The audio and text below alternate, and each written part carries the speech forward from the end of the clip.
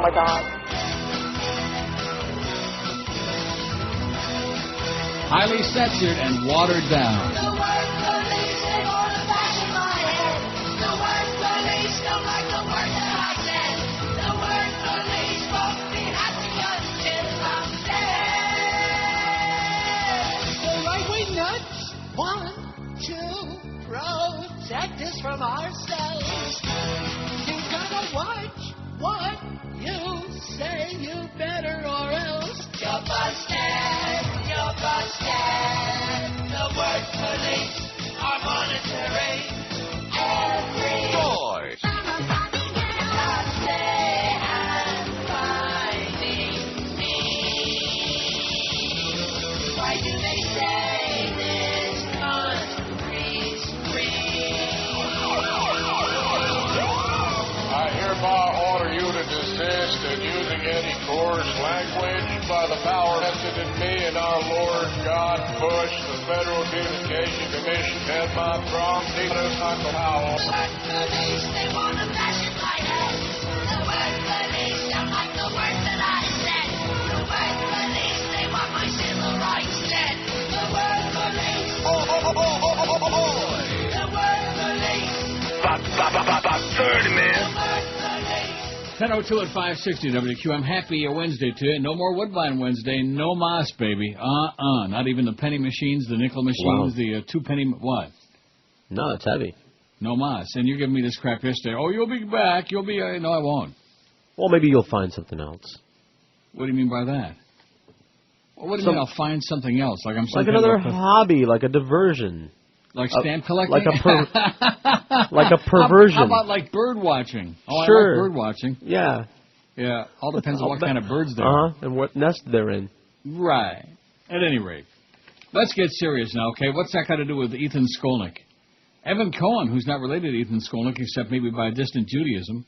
Ethan Cohen at 2 this afternoon, because the Mad Dog's off the rest of the week. Well, what a schedule he's got. It must be really to work like that, to almost never work. And my deal on that starts pretty soon, as a matter of fact. That's why I'm here today. Yeah. What's the date today? May About 30, man. 30. So Friday is June, El 1 de Junio. Why do I keep doing the numbers in Espanol? That's really embarrassing. Why not? Speak it Inglés, okay? Come on, cut the crap. No pique de pani. Get those numbers El up. 1 de Junio is on Friday. Viernes. No, Viernes is Tuesday. No, I'm sorry. No, you're right. Lunes, just let me go through it, okay? Martes, miércoles, jueves, viernes, sábado, and domingo. Did I do it right? Yes, you did. Okay. Well, what a linguistic expert, man. Anyway, Friday's June 1st, so, a couple of weeks after that, vacation time, even less than 2 weeks. In fact, George is on vacation next week, and Josh Cordes is going to kindly join us. Yes, he will. Or unkindly. He hasn't decided yet. Right. Probably be bitching about. What was he bitching about the other day when he was in there, Chris? Something. Yeah, I don't remember. I forget what it was. So much, that's right. He was all bent out of shape because he was afraid we didn't have any Marlin early games. But come on, I looked at the schedule, and the good news is next Wednesday at 12:30 departure for us, I believe. Let's see. Let me make sure. One moment, please. Where is it? Here it is. Here's your Marlins schedule. By the way, nobody cares about the Marlins, and this station loses their ass on those games. Another great business deal by the Beasleys. The rest of us have to suffer from it because there's no promotion. We got no money for promotion because we lose our ass on the Marlins. Well, you know what? We didn't make the deal, okay? And we sure as hell didn't decide to put those games on the middle of the daytime when people are awake.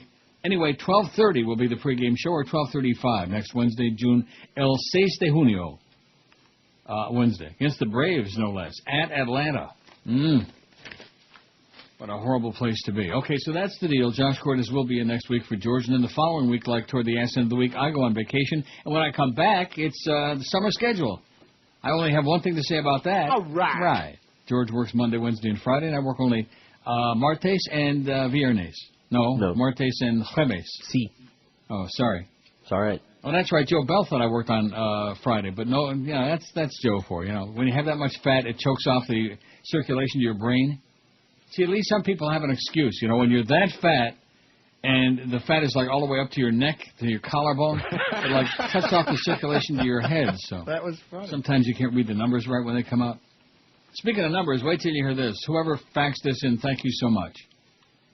Records obtained from the immigration courts under the Freedom of Information Act show that only 0.0015%, that's 15 thousandths of 1% of the total number of cases filed by the U.S. Department of Homeland Security were terrorism-related. Of course. Despite the fact that the Bush administration continues asserting that it's the primary focus of the DHS. They're doing a heck of a job. A report issued Sunday by independent research group the Transactional Records Action Clearinghouse, TRAC, found that in the last 3 years there have been only 12 charges of terrorism out of 814,000 plus cases. Oh, that number, that .00, it's kind of like our number, 11 o'clock at night. And all the nighttime numbers for the Panthers. There's another good business deal. We love the Panthers. Nobody cares, you know. Tonight the Ducks are going to take a 2-0 lead on Ottawa in that series, and the spokesman is going to say, well, they're doing some dirty stuff out there. Dirty stuff. He's just a crybaby. No more BM.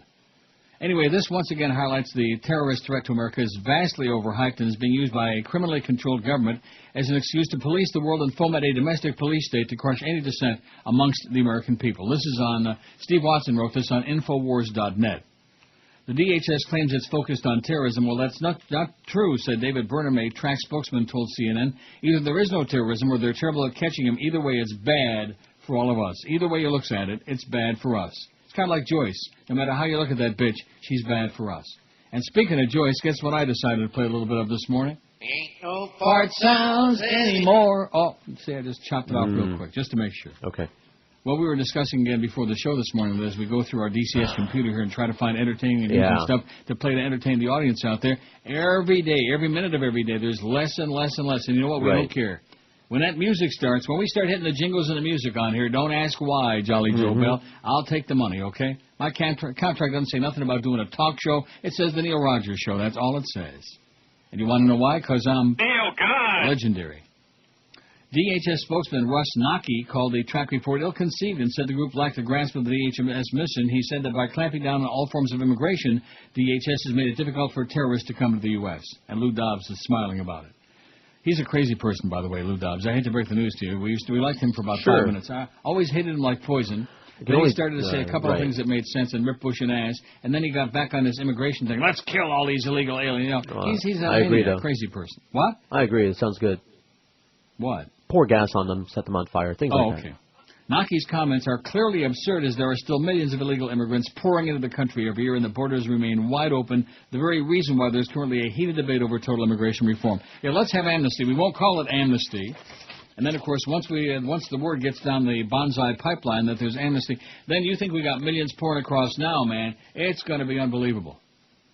There's going to be gazillions pouring across that border. Because, you know, they need that cheap labor down there. Well, these are jobs that no one else will do, and, yeah, whatever. I love this story about man arrested and cuffed after using $2 bills. Some people faxed in some really nifty stuff this morning already. Keep the faxes coming, boys and girls. Because, boy, we got 4 hours. I don't know. What do you think about that music thing? What do you mean, what do I think about it? You know, I don't like that idea. Just asking. Well, you play music when you're on, which I think is cheating. Sure. You know? On those holiday shows. Holidays you can do whatever you want. In fact, remember last Friday? Pounded on the phone. I pumped those lines. I begged for calls. Yesterday. And we took like 4 an hour. It's really schmaltzy. I love it. What? We took like 4 calls an hour because that's all there was. Yeah. You know, so. Well, that's because Chris was heavily screaming, no doubt. That's it. It's his fault. I'm not really too happy about these tropical fish in the screensaver. It keeps coming. Well, no, I guess it's good. I don't want that monitor to go out again. I don't have to buy any more equipment for my studio here, you know? That would be bad. Well, we'll get into that guy with his $2 bill, and we probably got some guys with $3 bills, too, like the governor. You fairy. Here's the poll from yesterday, 1,486 votes. What's the worst form of entertainment? Rap music, 661. Nobody in the universe comes close to rap music. Rap on this, baby. Rap on it. Jam on it. 661. Almost half when you come right down to it. Professional wrestling, 227. Sorry, Brandon. Sports talk radio, 149. Sorry, everybody. 10%. A full, even 10% said sports talk radio is the worst form of entertainment. It's halluscious. It makes me want to barf. 149. Reality TV, 139. Like Dancing with the Stars. Dancing with the Stars. Opera, 128. That's for Suits. Made-for-TV movies, 80. Modern art, 55. And Broadway musicals, 47. That's for gay people. Like, people like Liza Minnelli and obsessed with Barbara Streisand and Judy Garland. People like that. You know what I mean? People like that. Although, not all of us who are interested in any of that crap. I understand. Although I did see Judy Garland as a child. I think I was 14 years old, 1956, at the RKO Palace. I've told you this a billion times, with Senior Wenches and Judy Garland. She was great. Nothing wrong with her. No, nothing wrong with her that, a good stiff drink wouldn't solve. And didn't solve. Well... Somewhere Over the Rainbow, Judy Garland. I mean, if you're going to have one Judy Garland song in your library of your life, it should be this one, shouldn't it? And people who died 100 years before you were born. Is there a more important Judy Garland song that you have? On QAM. Somewhere over the rainbow, Judy Garland lives. She lives on. And you know what the rainbow is a symbol for, don't you? Oh, rainbow flag, no doubt. Yeah. Something that's a very perspicacious observation. She must have been psychic. Maybe that's why she was on with the Kreskin once upon a time, or not. She must have known that the rainbow flag was going to rhyme with the fag, You fag. And all the that's what the attraction must be. I knew there had to be some reason. I had no idea. What would be the other reason? What? For Judy Garland? For gay people to be obsessed with Judy Garland. Broadway plays Broadway's musicals. Oh, is that it? That's it. Broadway? Yes. I see. Okay, let's take a look at that schedule today and see what we got. Oh, I already gave you the schedule. No, I started to and I interrupted. That was not a good idea. Evan Cohen, 2 to 4 for the Mad Dog. I got sidetracked when I saw that Mr. Mandich is not working anymore this week. Shame on you, Mad Dog. Put your nose to the grindstone and get with it. Join the rest of us working for another week or two, and then we'll all screw off all summer long. Right, Jolly Joe? Oh, it'll be great. Then we got the Power Hour with Hank, and I do believe... Who's on with him? Is it Berardino or Dave Hyde? One of those losers. Another one of those stupid-ass sports writers during the Power Hour. We finally had a little bit of a number in there, 4 to 5, so now Clarence is making sure that we get that number down to a 1 or a 2 by putting these horrible, boring sports writers on there with the thumper. Hank Solo between 5 and 7. Dolphins All Access between 7 and 7:30. Only a half hour of that crap. Then you got the Marlin pregame at 7:30. Marlins at the Cubs at 8:05. Eddie K with game night following the Marlin game. What a chore. There's no fact in the church.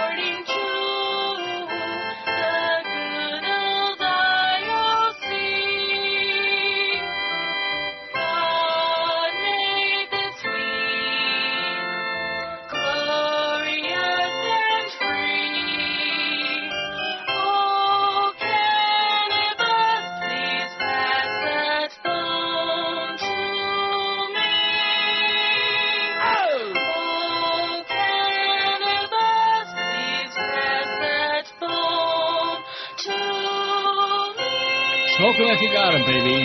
Break the law. Be a criminal. That's our suggestion here on QAM, because obviously there's a lot of criminality going on here. Sure. It's a crime what they're doing in this place. But nevertheless, how about the radio police? I think the radio police may have gotten them already when you come right down to it. How's that license coming? 786 votes on the poll. Oh, let's just hope that they keep this scam going another year and a half. Whose car? This is the poll today. And you know what, Chris? We're going to make 1,000 again. Of course we are. Not no 1,300 like yesterday. That was how the hell did you do that? All of a sudden, that last 20 minutes or so, they were coming in big chunks. Wow. You almost would have thought they'd heard Ethan Skolnick on a morning show. Or about his bad gas. They like to play with your mind. I beg your pardon? They just like to play with your mind. Yeah, play with this. Anyway, whose car with them... Can I do the poll or what? Whose car with them driving would you least want to be a passenger in? Let me click that thing again. It might be 790, but who the hell knows? Oh, 790, that would be bad, because if I said 790, that would be like a Freudian suggestion, and they'd turn over to that obnoxious New Yorker and hear him talk a lot of crap. 788. Rick Sanchez, that was my vote, and look at that. Once again, I've got my thumb right on it. Not only because he's a bad driver and dangerous and killed that guy in front of the stadium, because it would be really bad company. Rick Sanchez, 219. Ted Kennedy, 150. Boy, they sure won't let poor Teddy off the hook, will they, even for old time's sake. Can't do it, Teddy. Lindsay Lohan, 104. She's got some issues. And you know what? Who gives a crap when you come right down to it? What is that? You said it. I said what? Say it, I'm going to play it. What is it? Part of our new format over here. New music format. Bad Company. Oh. You said Bad Company, so... So low, man. It sounded like it was on Pluto or somewhere. I don't have a lot of like I was on Uranus and the music was on Pluto. Lindsay Lohan, 104, is a respectable third. Bobby Brown, 92. Paris Hilton, 85. A lot of bad drivers out there in Hollywood. Mel Gibson, 52. You Jew bastard. Billy Joel, 33. Britney Spears, 19. I got a Britney story, but it's way, way down at the bottom of my pile. I'm going to tell you, when I have to start talking about Britney again, that'll be time to hang this microphone up. I'll polish it off and hang it up in the corner and say, bye-bye. You know, I think that's what I'll do the day when I finally decide, okay, I've had enough and I can't take no more of Fat-Ass Jolly Joe. I'll just come on one day and say, bye-bye, like John McLaughlin on that awful show on PBS. All right. Bye-bye, and that'll be it. And you'll just sit there, and you'll crack out the music, you know. That's right. And then they'll crack out those Alien and the Pope tapes. You'll see. I know. Billy Joel, 33. What's his issue? I forget. Did he have a thing? I guess. I don't know. I think he had a thing, but I think it fell off. Britney Spears, 19. Nicole Richie, 17. And David Hasselhoff, 17. You talentless piece of turd. They like him in Germany, though, because they like his name.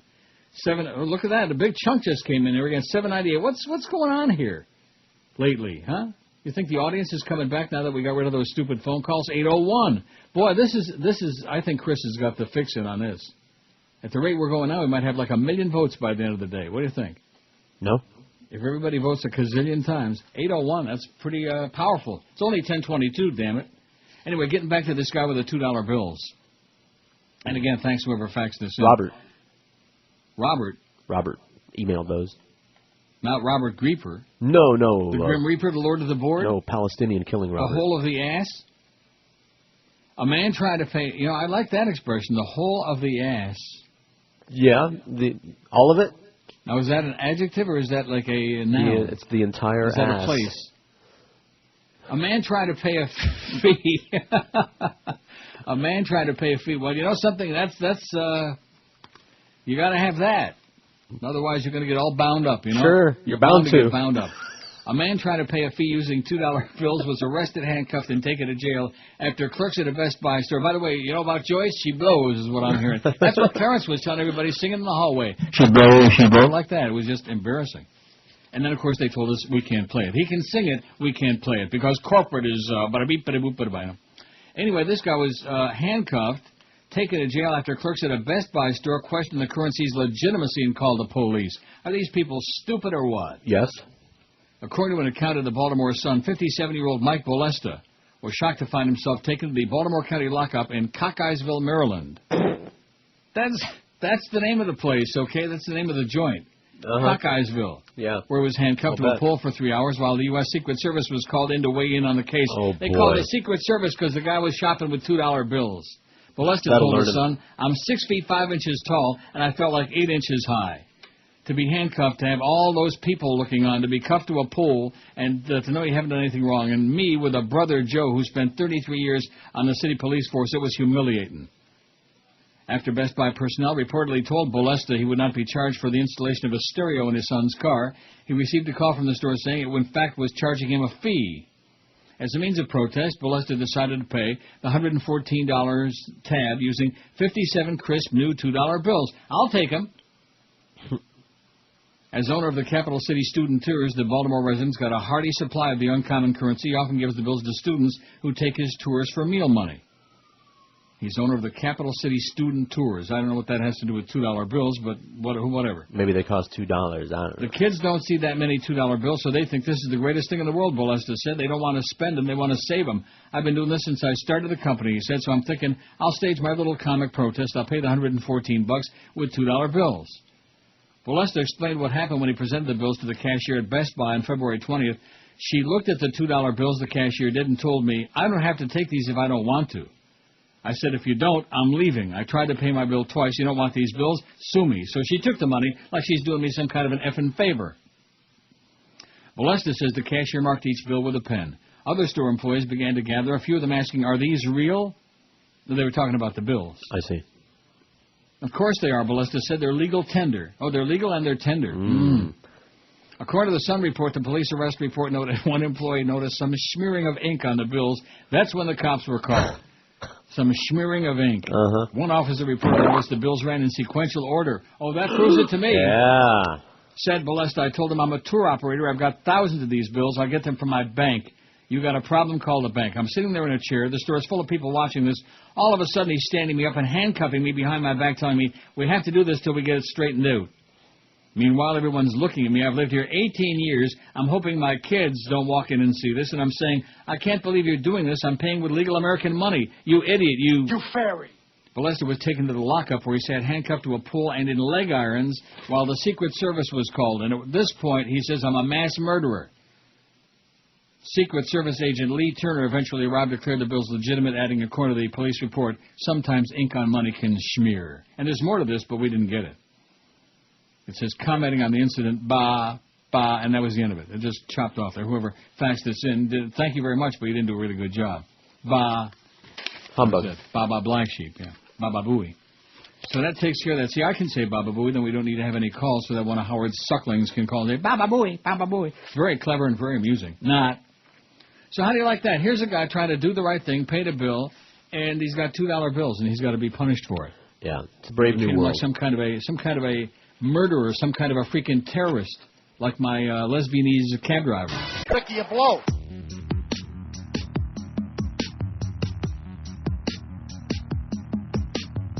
Gas prices so high, make me cry. Can't afford none, so I'm gonna be riding empty. I'm gonna be riding empty. I'm gonna be riding empty.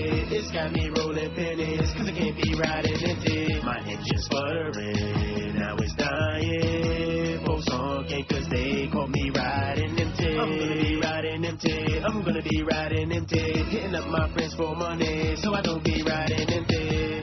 10:31 at 560 WQAM. We got 825 vote already, and Ricky Tiki Sanchez is killing him, man. Wouldn't be the first time. You know that guy that he hit in front of the stadium that was in a vegetative state for a long time? Florida. Well, it don't make any difference what state he's in now because he's dead and been dead for a long time. That's back when Ricky Tiki Sanchez was imbibing a little bit. He just went home to have a little drinky poo and came back. And now he's on CNN peddling a lot of crap. Boy, I tell you, that's America for you. The swill that they pass off as news. No wonder nobody watches the news. Nobody reads a freaking newspaper. It's depressing. Who wants to be depressed? Stick with us, and we'll talk about Joyce and the fact that she blows. We'll do that. In fact, I think we'll play that the whole show today. Good. I mean, we can't play much of it, but we can just play that little bit over and over again. What do you think? Let's do it. Huh? Let's do it. See, chop it there and you start again. Ain't no fart sounds we can make a loop out of that. What do you think? Yeah, nothing you can do about that. I mean, because... Oh, yeah, right. Unless you ask. Anymore. What do you mean? It doesn't say she blows, although we know... It doesn't matter what it says or what it doesn't say.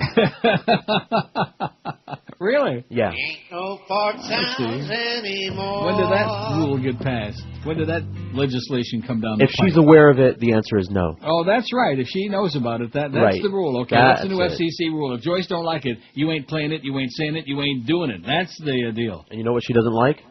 Anything. Right. Anything that we might say or do. That's correct. Bitch. Well, we can still do that so far. We haven't had a phone call from Fat-Ass Jolly Joe yet saying, you can't call Joyce a bitch. Corporate's upset. Well, you know what? Corporate blows, okay? Just like she does. Corporate's a bunch of idiots. All these horrendous business deals. I'm so sick and tired of hearing him whine about, oh, they lost all the money on that Marlins, and they lost all the money on that. Well, too bad. Put Pharrell on the air and put Stern on right afterward to see if they could totally lose the license, and gave it a hell of a shot, by the way, with her approval, no less, over there. The brilliant consigliere that she is. Bitch. Idiot. Lightweight. 833 votes on the poll. Whose car with them driving would you least want to be a passenger in? WFOR is showing two armed men robbed Brink's truck in Miami Beach. At least 5 bags. And there's another cash, Walgreens. receipts, Scott. checks. The good news is no shots were fired. No one was injured. The robbers were able to run out of the store and remain on the loose. It was an accident, but nobody got hurt. And there may be some surveillance video of this, according to... Well, there may be some surveillance. What a whiny bitch she is, huh? A lot of bitches out there. Rick Sanchez, he's a bitch. 231 votes he's got. He's killing the competition. Ted Kennedy, 156. The ghost of Chappaquiddick and Mary Jo Kopechne just will not go away, huh? Poor Ted. He was just out having himself a vile time. Sure. It's the Kennedy way of life, man. Lindsay Lohan, 113. She's vile. Bobby Brown, 99. I don't think they come any viler than Bobby Brown. Paris Hilton, 88. Oh, now where is that? Which Pope are they showing on there? Isn't that the dead Pope? Yeah. Huh? Parents of missing British girl asked for prayers from the Pope, but they're showing file footage of the old dead Pope, the slob on the slab. That big fat tubby. See, if the Pope is infallible in matters of faith and yada yada, he's supposed to be a pretty, level-headed guy. He's supposed to know his crap. How can you have a fat Pope, you know? Right. It's like having a fat talk show host. Lindsay Lohan, 113. Bobby Brown, 99. Paris Hilton, 88. Mel Gibson, 56. Hey, Mel, happy Shavuos, you schmuck. Billy Joel, 35. Britney Spears, 19. David Hasselhoff, 19. Deutschland über alles, David. And Nicole Richie, 17. It's really ironic how I love Germany so much. But then again, you know why I like it so much. Yes, I do. Well, one of the reasons I like it, not just because there's so many pretty people there. I mean, that, of course, is part of it. Who wants to go someplace where all the people are ugly, sure. like South Florida? It's okay that you like German sausage. They have a lot of good things, I understand. Hot brats. Mm-hmm. 8:39 is what we got. I'm telling you, there's no stopping us now. I think Chris has got some kind of a scam going with this thing. Yeah, that's exactly what it is. 8:40. There's another one. See that? Every time I hit that, baby, it's just coming in big, juicy chunks. Speaking of a bratwurst. No, there's something about the country in Germany, too. It's a fabulous place. You don't know because you ain't been there. You ain't been anywhere. Right. But maybe Josh Cordes will send you there. Maybe. Since he's sniffing around, he wants to go to Amsterdam, and he wants to do this, and he wants to, good, go ahead on your dime, baby. It's all yours. And if your dog gets sick again, guess what? Zisco will take care of it. The Z-Man. Let him, he loves, I love dogs, but I can't take care of everybody's dog that needs an operation, can I? Although he had some of that money coming. Not necessarily at that time, but, you know me, I got a big heart. Yes, you do. And Al, the new guy, he's a new MySpace friend on there. We have 14, I don't know what we got. I wrote it down somewhere. 1,417. That's pretty impressive. When we get to 2,000, I'm going to kill myself. But anyway, you watch him come in now over the weekend. But anyway, so he writes me this morning, the first message, you're not nearing the end, and your mother lived in the 80s, and so will you. When did I say I was nearing the end, Al? Don't be a yenta, okay? First of all, my mother lived to 91, and my father lived to 90, so if that's all it takes is just checking the genes thing, I mean, that's baloney. I mean, that would be nice. I'd like to be on the air to 91. In fact, I'd like to make the last 25 or 26 years of it on some other station and just rip I always am ripping them an ass. That they deserve. I'm talking about real rip. Really ripping and tearing and shredding and letting the truth come out, baby, of the incompetence, the ineptitude, the stupidity, the ignorance, the blind foolishness, and all of these things. But that'll be on another station, WOFF. Maureen Dowd says, how we're animalistic in good ways and bad. Well, you know what they say, birds do it and bees do it, and some people on their knees do it. Maureen says the odd thing is that conservatives wear pinstripe suits. They love the ancients so much that they should really be walking around in togas. The main contribution of the Greeks to modern American politics may have been Michael Dukakis, who once climbed the Acropolis in wingtips. But that doesn't stop conservatives, especially the Straussians who pushed our going into Iraq, from being obsessed with ancient Greece and from believing that they are the successors to Plato and Homer in terms of the lofty ideals and nobility and character in American politics, while Democrats merely muck about with policies for the needy. Harvey Mansfield, a leading Straussian who taught political science at Harvard and who wrote a book called Manliness, he's for it, gave the Jefferson Lecture recently at the National Endowment for the Humanities in Washington. It was an ode, as his book is, to thumos, the Greek word that means spiritedness, with flavors of ambition, pride, and brute willfulness. Thumos, as Philip Kennicott wrote in the Washington Post, is a word reinvented by conservative academics who need to put a fancy name on a political philosophy that boils down to boys will be boys. In his prepared remarks, Mr. Mansfield didn't mention the war, which is a downer at conclaves of neocons and thumos worshippers, but he explained that thumos is the bristling reaction of an animal in the face of a threat or possible threat. In thumos, he added, we see the animality of man. For men, and especially males, often behave like dogs barking, snakes hissing, birds flapping.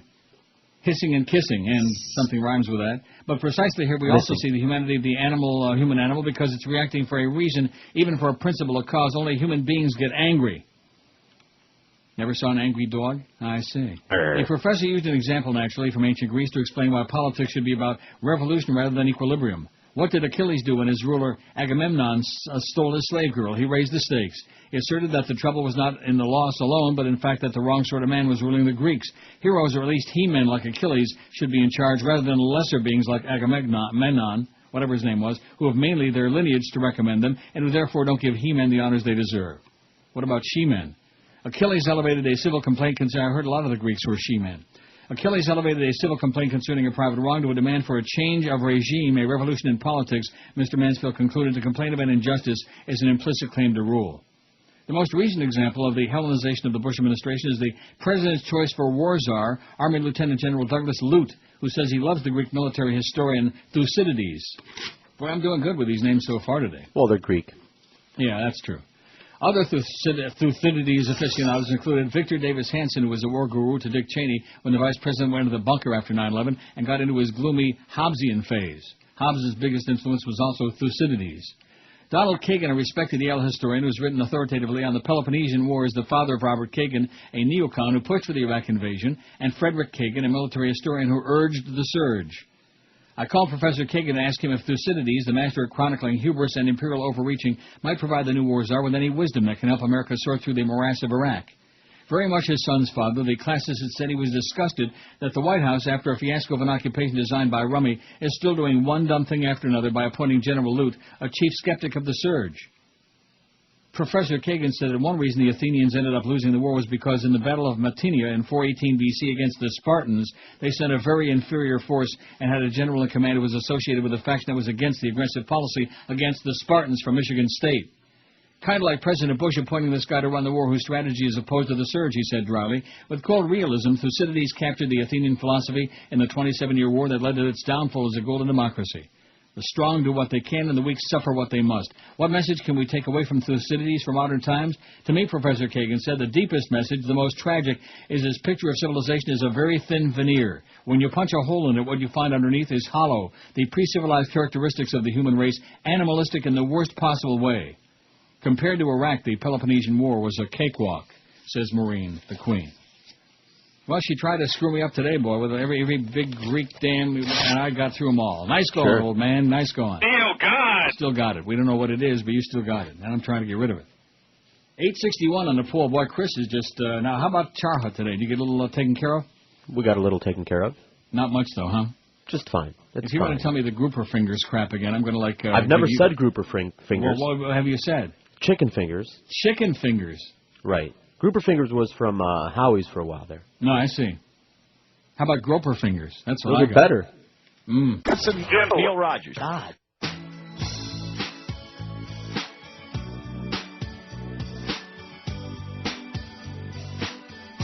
Driving in my car. You fairy. I see those blue lights pulling over me. Seems my blood alcohol content was not where it was supposed to be. No, I couldn't walk a straight line. Impossible that was for me. My breath stank so bad. Weak so bad. Weak so bad. I gotta quit driving smashed in my car. Quit driving smashed in my car. Quit driving smashed and hitting bars. Quit driving smashed in my car. An innocent plea I copped. It's a good time to stop. Stop driving smashed in my car. Yeah, let's put him on there too. Nick Carter, what do you say? Everybody's forgotten about him, but nevertheless, some people probably would like to be in the car with Nick driving, whether he is driving. In fact, maybe hopefully a little bit tipsy. Like the voicemail chick. Wasn't that about Nick Carter? Oh, I was going to play fart sounds anymore. You don't have to stop. But now you threw me off. That's under... okay, I was in the car about half an hour ago listening to you. First of all, Nick Carter has more talent in his right toe than you will ever have, and he's not a pineapple head, you stupid fat faggot. Ooh. Fart sounds. See, I can walk and chew gum at the same time. I can get that in there. Actually, Nick is a little chubby himself. Maybe he's a kind of a, not fat, but chubby faggot, Nick Carter. What do we got in there? I mean, you got to be deaf, dumb, and blind not to pick that up. I mean, I wouldn't pick it up. Not at this stage. Not at this stage of things. It's probably well used. 883 votes on that poll, and Nick Carter just went on there, and already he's got no votes. You think this crowd gives a crap about Nick Carter and the Backstreet Boys? Huh? No. Nick Lachey they might care about. I know I sure as hell do. What? They don't? And Jessica Simpson? Is she, yes. She's old There's news. a difference there. Well, you're just talking about from your own perspective. I got news for you. He's got more talent in his middle finger than she's got in her ass. That's funny. That's why he can't get a job and she can't not. He can't get hired anywhere. What do you mean he can't get hired? He can't get hired anywhere.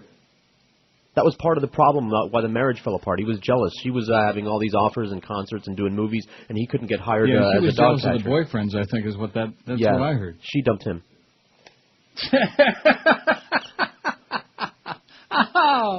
Oh man! Not that you're prejudiced like a sandbag, like that. Right? You know, let me say it again. He's great. He could sing in my group any day of the week. I don't have a group. I'll bet. He could be in my group any day of the week. Doesn't even have to carry a tune, does he? He can carry something. I know. America, the Not So Beautiful. Well, guess who wrote this? Doug Thompson, man. He is really good on Capitol Hill Blue. He's I don't know if he's the best, but he's sure right in there. I love him. He gets pissed off and fired up, man. We need to have him come to QAM. He'd straighten some ass out. Let me tell you right now. He'd take some of these bastards, even that fat-ass Jolly Joe, and he'd show him what for. He'd knock his ass into the corner of the room and kick him out. He'd stomp on him a couple of times. Do the Bristol stomp. America, the Not So Beautiful, he writes today. As a nation, we have a long tradition of screwing things up, Doug says. It might be our sordid use of slaves, the outright theft of land from Native Americans, internment of Japanese Americans in WW2. What was that? Oh, the Bristol stomp. Is that the one by the Dovells? Of course. Well, there was an original one. The Dovells didn't have the original. This is an important article, and you're potching around with music now. I think starting after 11 o'clock, we're going to go to the music format. Show that Joyce a thing or two. In fact, what we'll do is we'll play all the rap records that got all the lyrics in them. Hey, listen, if they can do it down the hall, right. Powerless 96, if all those people can do it. Get some R. Kelly, some 50 Cent. There you go. 50 Cent my ass. Where do you stick it might be our sordid use of slaves, the outright theft of land from Native Americans, internment of Japanese Americans in WW2, or knee-jerk passage of the USA Patriot Act and the imprisonment of who knows how many Americans in the aftermath of 9/11. Each is a dark moment in our history, Doug Thompson writes. In each case, America took a wrong turn. In some cases, she backtracked and tried to make good on her mistakes. Over the past Memorial Day weekend, America was forced once again to take a long, hard look in the mirror. If she was honest with herself, she didn't like what she saw. She saw a nation deeply divided by the most controversial war since Vietnam. She saw a country where the vast majority of its citizens no longer trust their government and lack faith in their leaders. She saw a country that paused to honor its war dead while wondering why they had to die in yet another foreign land for reasons that didn't exist. The face that stared back at America looked drawn, haggard, and depressed. It was the face of age and weariness, wrinkled by too many fights with too many foes, real and imagined. It was a face withered by moral ambivalence, weathered by sin and pockmarked by corruption. Perhaps it's a face that no plastic surgeon can save and masking a soul that no salvation can redeem. Or perhaps behind those dark, sullen eyes lies the spark of resolve, a desire to rise one more time, to the challenge and fight to survive. Our so-called leaders have raped America, leaving her body ravaged and her morale all but destroyed. It's easy to rise up on partisan haunches and point the finger of blame at other sides, but the sad fact remains that all of us, Republican, Democrat, Independent, Conservative, Liberal, Moderate, Right, Left, and Middle, share the blame for the political, ethical, and moral tide that sweeps over America like a tsunami, Mommy. The many problems that plague this nation span presidential administrations, changes in congressional leadership, and shifts in prevailing national philosophies. These problems lie in a national psyche that places individual desires above national interest, greed above service, and lust for power above consideration for the common good. And we can't begin to solve these problems until we put aside our partisanship, our anger, our hate, our need to win at all costs. Until we do, America will continue her headlong plunge into the abyss. But when America looked into the mirror this past weekend, the face staring back at her belonged to all of us. Oh, my God, I sure hope it wasn't my face. Worn and haggard. You remember Merle Haggard? Is he still dead or is he alive? I don't know. Was he ever? Well, he may come back to life. I don't know. He's still alive. I don't know. I have no idea. And plus, he couldn't sing us right out of a paper sack. All them country music people. Yeah. Country music, that's another oxymoron. It's like rap music. You're in luck. I don't have any. Merle Haggard. What, Merle Haggard? Good. Because I don't know. I look a little worn and haggard. But like Al said there on our MySpace, I'm not dying yet. And nobody said that I was. Just because George keeps talking about the money I'm going to leave in my will, I got other people in there, they're not talking about it. They're just keeping their mouth shut. They're what? And they're not saying, we think you're going to die pretty soon, you better hurry it up. They might be thinking that, but, you know. By the end of this month would be good. See, at least George is honest. He says he needs it. Right. Yeah, boy. He needs it now. He doesn't need it when I croak in 20 years or 10 years. He needs it now. What? Might not make it by the time you croak. Well, I might croak. Look, what I'll do is after the show, I'll go out and eat like a gallon of ice cream. How's that? All right, there you go. I'm kidding. I'm not going to kill myself just to make you happy. No, see, you need to take a lesson from some of my other people. Right. They don't, what? Oh, God. You're Go still, ahead. no matter how much, you're still worth more to me alive than dead. If you were going to leave when you it came all in to there this morning and you heard my voice, you said That's to yourself, right. all right, he's That's still it. alive. That's the height of my day. Okay? Right. And just like this radio station, a bunch of gutless, thankless lunatics, I'm worth a hell of a lot more to them alive than I'm dead. Sure. Guarantee you that. Because when they start playing those stupid-ass tapes after I croak, they're going to find out, oh, gee, nobody wants to hear the tapes of Alien and the Pope anymore. You idiots. You clowns. Although Gary Lewis said everybody loves a clown. You don't have to play that again. All right, I won't. Gary Lewis and the Playboys. 898. After the break, we're going to have over 900, and Chris is he's all excited about it because somehow he's 901 already. Wow. Even I just mentioned his name when we get in big chunks. And by the way, Brandon's not too happy about Josh going to be on next week. He's going to rip him an ass all week long. I don't know what those two have got going on, but it's a mutual hate. So one thing about Josh Cordes is it's like either a love or hate. Either love him or you hate him. Well, maybe he hasn't met Josh. Yeah, he's okay. He's a good guy. Mm-hmm. He's all right. He never stole a freight train. He's got that Russian girlfriend. That's right. That's why most guys like him, because they want to get close to him so they can sneak behind his back and spirit away that Russian girlfriend and her spirits and her vodka. Grab a handful of that ass. Josh's? His girlfriend. 903. I'll tell you one thing. They'd sure like Jolly Joe then. Boy, we could have a party. That's more than a handful. You can have a party, man. Nick Carter's got 5 votes already. All right. Well, let's have a big grab Jolly Joe's ass party. Oh, brother. Call 1,000 people, let you know. There's plenty for everybody. 1056 at QAM. This is the Neil Rogers Show. You fairy. This is your brain. Any questions? On the good ship of the stud, it's a slave ship, and it's very hot when you row all day, and they whip you on the back with chains. It's a wooden ship, and it smells a lot like an armpit or a bad egg fart, and when you die of disease, they throw the body in the sea. Squished in a hole, no toilet bowl, your pillow is a rat. And if you complain, oh no, white never meet you with the rusty chain. On the slave ship, they don't serve no food. When you get seasick, they feed it back to you. Life is very hard on the good ship of the star. It's 11:01 at 560 WQAM. Happy Wednesday to you. It's May 30. Wow. May. About 30, man. Or may not. 1,421 friends in MySpace. Boy, Miguel was just blown away. He couldn't believe it. That an old fart like me would have all those living and breathing people on there. And the interesting part of it on this show is we don't make anybody up. We don't have the fake Joe Zagacki and the fake Stu Gotts and the fake, fake audience. And we turned down all the whores, too. There's a lot of them. It's funny you mentioned that because I just had a new lady, and that's why I was like a little hesitant there. I was like reaching over and yanking something. Not what you think.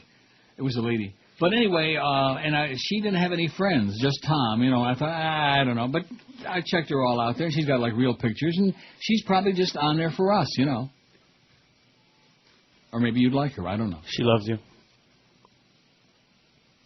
I mean, it's hard to tell. You have to use your best judgment. And so if there's no picture, if there's no profile picture, no chance. Right. You know what I mean? I do. I mean, I can understand that there's some people who just want to get on there and communicate with me desperately because I am legendary, and maybe because they're real lonely or If something. you have the ability to create an account, you have the ability to upload a picture. Really? Really. Well, good. I'll pass that along. And speaking of that, Sean, the Felix the Cat guy, sends in another one of these pre-stories. I think he just makes them up. Great. You go, Sean. Kathy Larvell. This is the headline is Chicago Archdiocese settles priest abuse cases. Kathy Larvell thought by working at her son Keith's Catholic elementary school, she could shield him from danger and guarantee him a happy childhood. But in 2003, her adult son shared horrifying news. Not just bad news, but horrifying news. That's right. At his 8th birthday party and celebration of his first communion, Reverend Vincent McCaffrey had molested him, and inside the Larvell's home, no less. The abuse, he said, continued for 4 years behind closed-ended doors, just steps away from his mother's desk at St. Joseph the Workers' School in Wheeling. Isn't that nice? Here, Mommy's sitting at her desk just, a few yards away probably, and he's in there diddling with her little boy. I would rather have died than let this happen to my son, Kathy Hart Larvell said through tears at a news conference yesterday. I was there. It was done in my home. It was done in my place of work. Now I know a true predator knows how to play the game. One thing about those priests, baby, they should sign them up for the Dolphins. They know how to play the game. They know how to handle the ball. On Tuesday, Keith Larvell, 33, and 14 other plaintiffs announced a series of settlements with the Chicago Archdiocese and a dozen current and former priests reached since March 2006, totaling more than $6.65 million. I'll take it. One plaintiff will receive about $2.3 million. I'll take it. And I'll give George a few, and we'll give Josh Cordes a couple of bucks. Sure, he deserves it. You'll give it to him out of your take. Out of my cut? I'd be happy to. I'm not giving him no more money. I mean, for the website thing, yeah, but as far as, trips and planes and boats, what is he thinking about? I mean, not that he's asked me for money, but you can just tell he's sniffing around. He's thinking about thank you. What? You always say that. Say what? All you money people think everybody's always sniffing around for your money.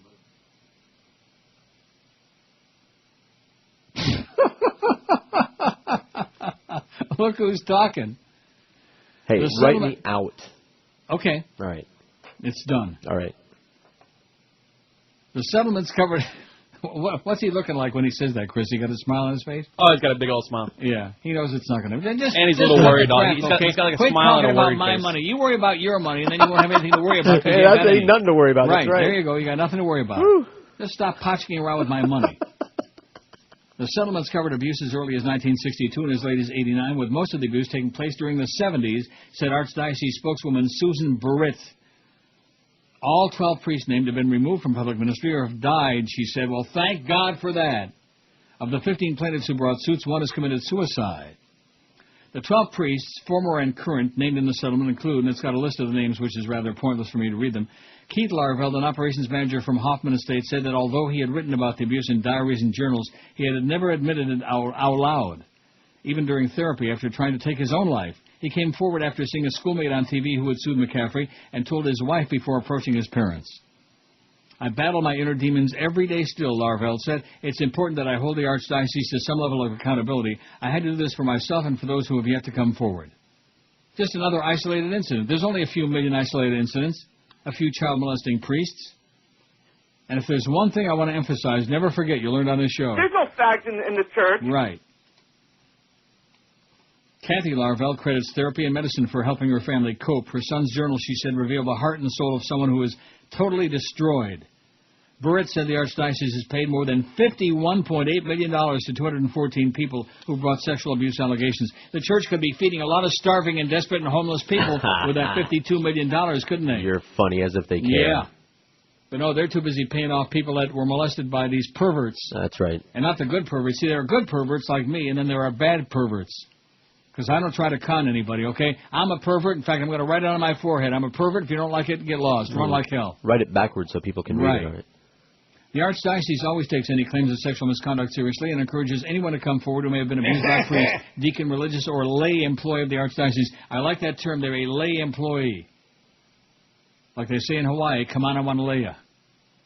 Attorney Jeff Anderson said his office plans to offer pro bono assistance to people who wish to pursue further legal action against accused priests, such as locating and suing the men and working to alert the community where the defendants now live. Some victims feel that further exposing their perpetrators will be positive for the public and positive for themselves, Anderson said. In nearly every clergy molestation case, both the individual and the supervisors are sued. But in nearly every case, once the settlement is achieved with the diocese or employer, the case is over. It's over. And life goes on for some, and of course for some it don't because they already blew their brains out or whatever. where they took the cyanide tablets. Maybe that's what we can have Joyce do. Let's send over some cyanide tablets to Naples. What do you say? They're probably cheap. Mm-hmm. Cheap way out, Joyce. There's the chance for you. Just pop a couple. 944, and then the day that she croaks, let me tell you what I'm going to do. The day that she pops those cyanide capsules, all day. No fart sounds anymore. 4 hours, baby, for a week. 20 hours of ain't no fart sounds no more. No fun sounds like before. No fun, because some nasty, smelly bitch with an attitude has got, she's got the keys to the kingdom, baby, and the naked picture of the Beasleys with the werewolves. I'm sure of that. 944 votes on the poll today. Everything is beautiful. I don't know. All of a sudden, my whole attitude changed. You notice that? I didn't, but now that you mention it. Yeah. I was pretty down in the dumps there this morning early. Then all my good correspondents out there came through and put a big smile on my puss. And here I sit now like an idiot, you know. There you go. That's right. Jesus loves the little children, and so does Father O'Toole. In a different way, I'm sure. Well, Father O'Toole is more of a hands-on kind of love. I see. Well, that's what that laying on of hands is all about. That's correct. Let's lay on some hands. And the anointing with oil. 945 votes. And let's put that wafer in your mouth, too, sonny boy. It looked like a wafer. I got to wait for it to fit. Whose car, with them driving, would you least want to be a passenger in? Boy, Nick Carter's making a little bit of a move there. How do you like that? I think probably mostly queens. Yeah. What? And fat chicks. And fat, desperate chicks like that one I called in That's that day right. that was bitching me out. You stupid fat faggot. You stupid fat bitch. She's the kind. She's kind of like the piglets that go down to the glass at the hockey games and put their nose up against the glass, taking a sniff of the hot guys when they come out for a pregame skate. You're laughing. I'm telling you. I know. I've seen it. They put their nose right, just like Petunia Pig. You know, they put that nose curled up right against the glass to get a sniff of that hockey ass. Yeah. Oh yeah. Oh, how sad. Of course, I'm down there too, but you know, just as a fan of the game. 946 votes. Whose car, with them driving, would you least want to be a passenger in? Ricky Ticky Sanchez, 257. Nobody comes close. You see, I hate to break the news to Castronova. Of course, he has no original material anyway. See, I was going to say the other day when we got that spy fax from that setup guy, Chris, that they ought to use their own material. Of course, they don't have any, so how can they do that? Remember, he was kissing Ricky Ticky Sanchez's ass when he left town to go to wherever the hell he went the first time. Yeah. And MSNBC. And kissy. Well, why? Maybe why they do you have got to be something. such a... Huh? Maybe they got something going on. They could... Oh, gee. Maybe they hang out at the Sawgrass. Rick Sanchez, 257. The public hates him like poison, okay? South Florida's onto his crap. Ted Kennedy, 178. Lindsay Lohan, 122. Poor Lindsay, man. She has issues and tissues. Sure. Bobby Brown, 118. Slimeball. Oh, there's Drew Lieberman with his Hogan's Heroes helmet on there in Iraq. If he did, seriously, remember Mike Dukakis in the tank with that silly helmet on? Mm-hmm. Look at that. Are you watching CNN? No, of course not. Oh my God, what a silly-looking person! And wait till they find out he's not just Jewish but Orthodox, Farbissen. That'll be the last you'll see of Drew Lieberman. Bobby Brown, 118. Paris Hilton, 98. Mel Gibson, 60. Speaking of Orthodox Jews, Mel loves the Jews. Billy Joel, 38. In fact, he's got the oven on high cook right now. He's getting ready to invite some over for dinner. Britney Spears, 22. David Hasselhoff, 22. Sieg Heil, David. Nicole Richie, 18. And Nick Carter. Nick's doing well for a late comer.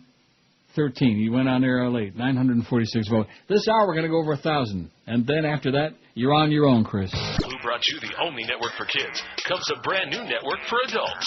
Nickelodeon. Nickelodeon brings you quality adult programming like Clarissa Shaves All and Rugburns and programs for the alternative lifestyler. Shows like Two Angry Gerbils and My Brother in Me. Not to mention blockbuster movies like Three Men on a Little Lady. Call your cable company today and tell them you want Nickelodeon. It's the only channel exclusively for adults.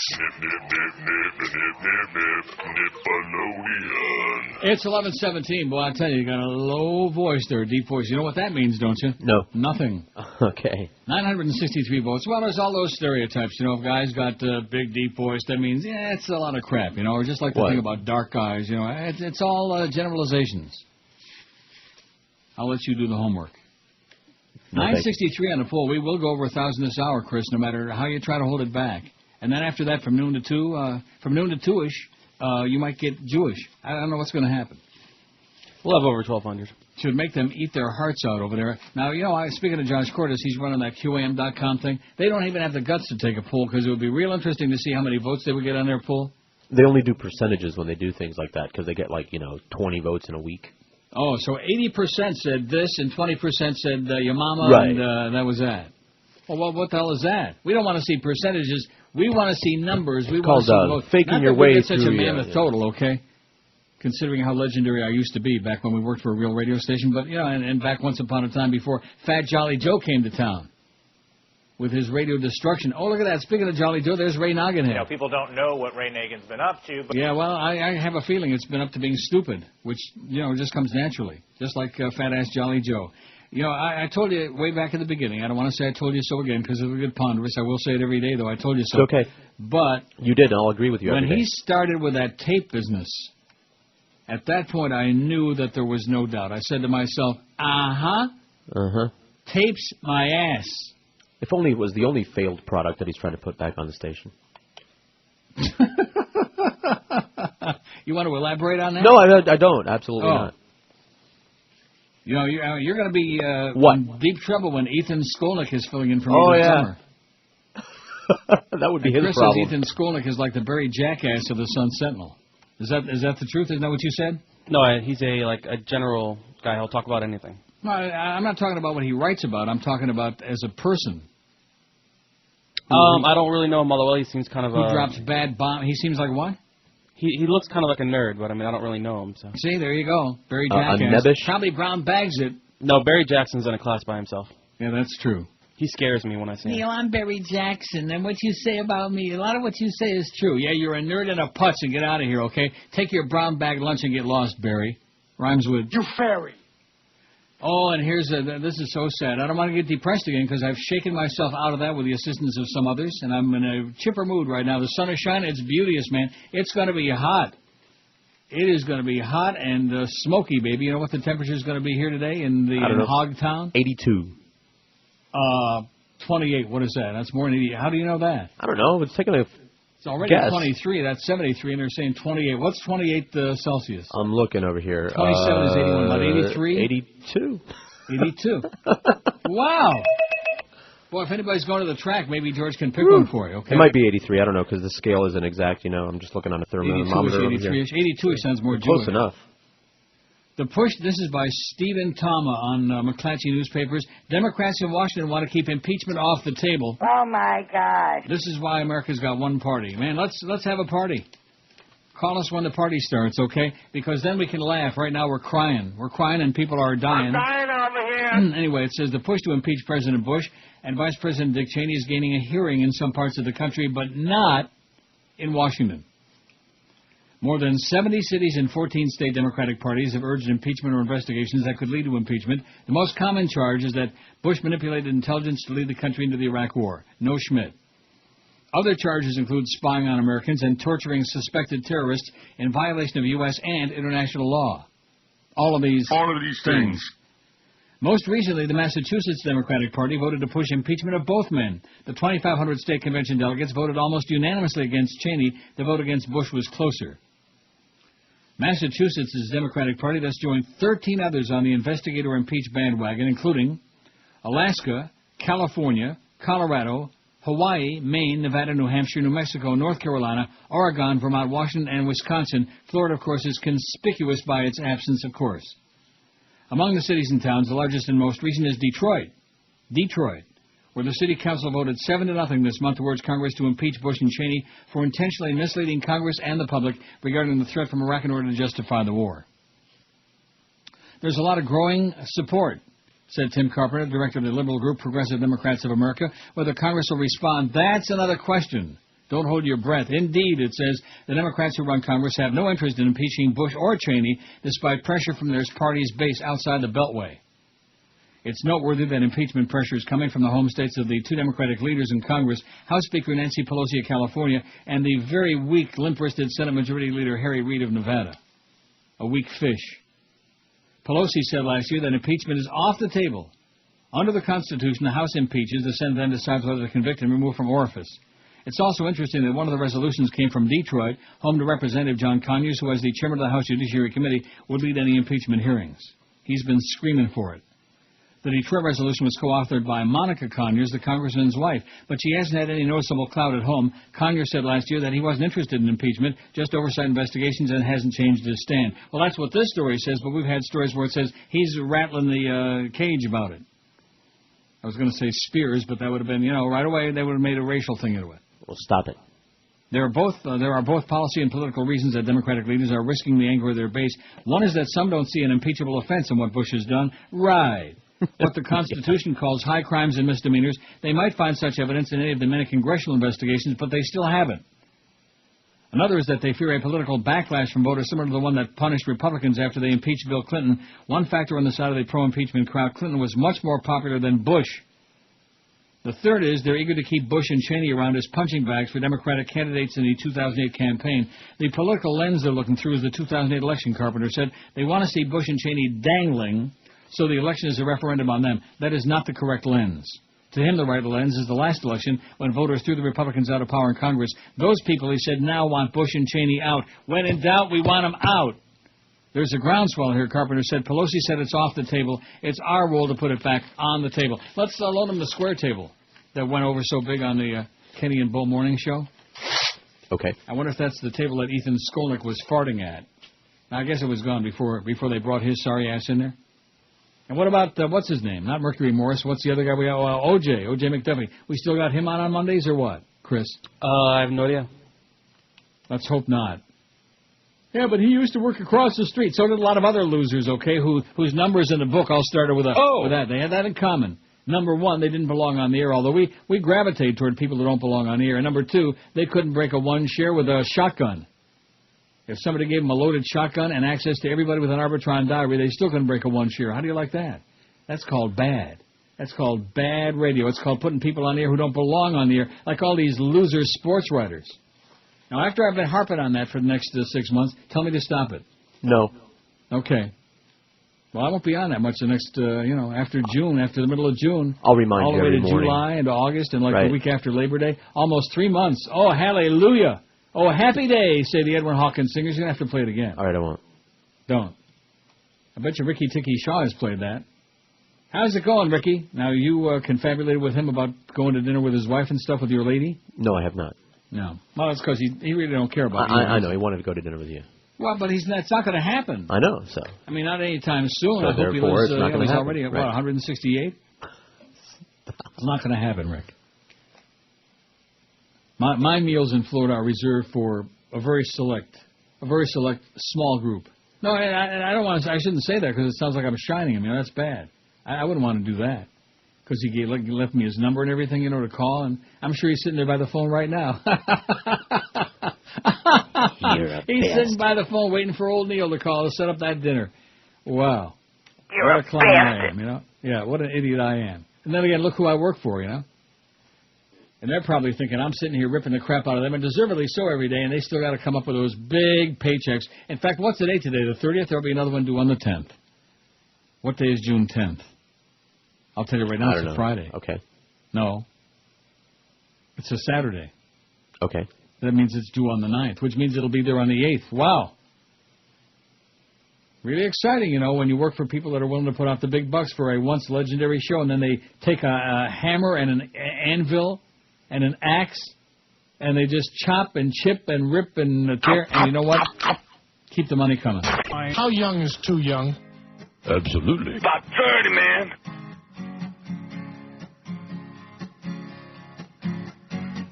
I was a little too stuffed, had to lose a few pounds. Pants too tight, seams busting out. Oh my God. Just had a big burrito with beans and rice. Salsa on top with some extra spice.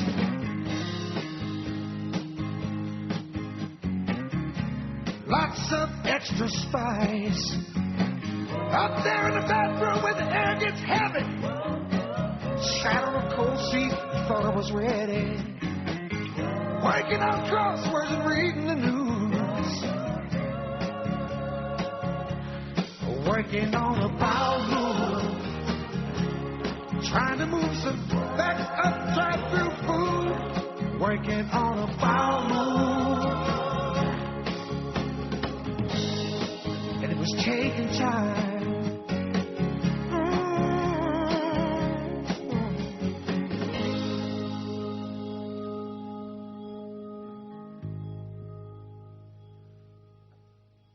Yeah. I was up last night trying to make some thunder. Oi! How long would it take? I sat and wondered. I'm trying to remember. Is this the one where I have to? Reading a magazine from 1962. I have to intercede at some point. I don't think so. Oh. Yet I'm waiting on a bowel move. But I'm on the edge of my seat. Sure? 'Cause I'm all bound up from cheese that's turned to glue.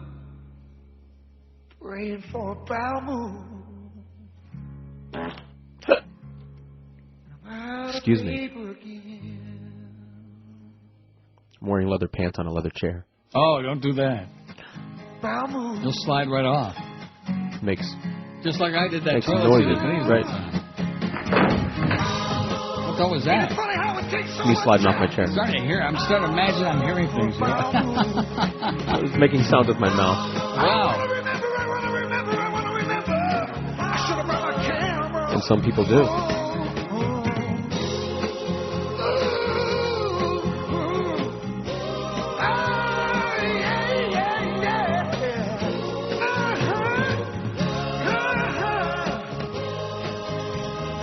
You are absolutely correct. Absolutely correct. Sure. There is nothing there that I thought for a second or two you start, hallucinating, thinking you're hearing things that are not in there. Right. And they weren't in there. No, well, it's just our imagination. That's right. Just my imagination. $9.95 on the pull. We'll be way over 1,000 by noon.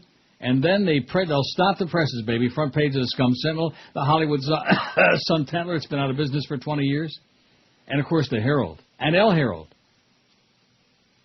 What will it say if we get 1,000 votes on the front page of El Herald? Comunista, comunista. Something like that. $9.96. Well, I bet you Chris is fat and sassy right now. Of course, even if we have 10 votes, he's still fat and sassy. Exactly. Well, that was my musical tribute to Ethan Skolnick and his very aromatic bowel movement that they spent at least a half an hour talking about, dissecting on the show yesterday. I guess that's not a good way to describe it, dissecting. No, think of another word. Especially not this close to lunchtime. That's a very... analyzing is a better word. Analyzing, yeah, that's more accurate. That's on top of it. They were analyzing it and sniffing it and describing in great detail the aromatic qualities and the smell of the lilac air freshener and and then, of course, the potpourri, which is my favorite. Mm-hmm. I think if they really want to hit the old the jackpot. Right. That's what they invented it for. Isn't that why they call it that? $9.96 on there, and Chris, Nick Carter, whatever his name is, he's still in last place, although he's tied with Nicole Richie now, 16. Well, there are a lot of people who probably want to drive with Nicole Richie. They take the chance. Ew. What? For what? Have you seen her?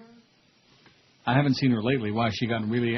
She's like anorexic and... really? Yeah, she started out ugly and then got grotesque. Oh. Well, in that case... That's why it's a dead-ass tie between her and Nick Carter, okay? At least he's got a little more meat on his bones. Yeah. Gwinnett Superior... Boy, I'll tell you, the stuff that happens in Georgia, baby. No wonder they sing about Georgia, Georgia. Gwinnett Superior Court Judge Ronnie Batchelor yesterday rejected a mother's plea to have the Harry Potter books removed from county school libraries. Georgia and Kansas, to me, seem to be... I could be wrong, but they seem far and away to be the most Neanderthal states. Right. Laura Mallory of Loganville lost her argument for judicial relief. Mallory argues the Potter stories are harmful and promote witchcraft and the occult to young people. Supporters of the Potter books say they encourage children to read, should be available to all students. Read a book. Read a mother-scratching book, for Christ's sakes. Cracker. She argued her position for about an hour yesterday. I think we ought to play that on the air today, the audio. I agree.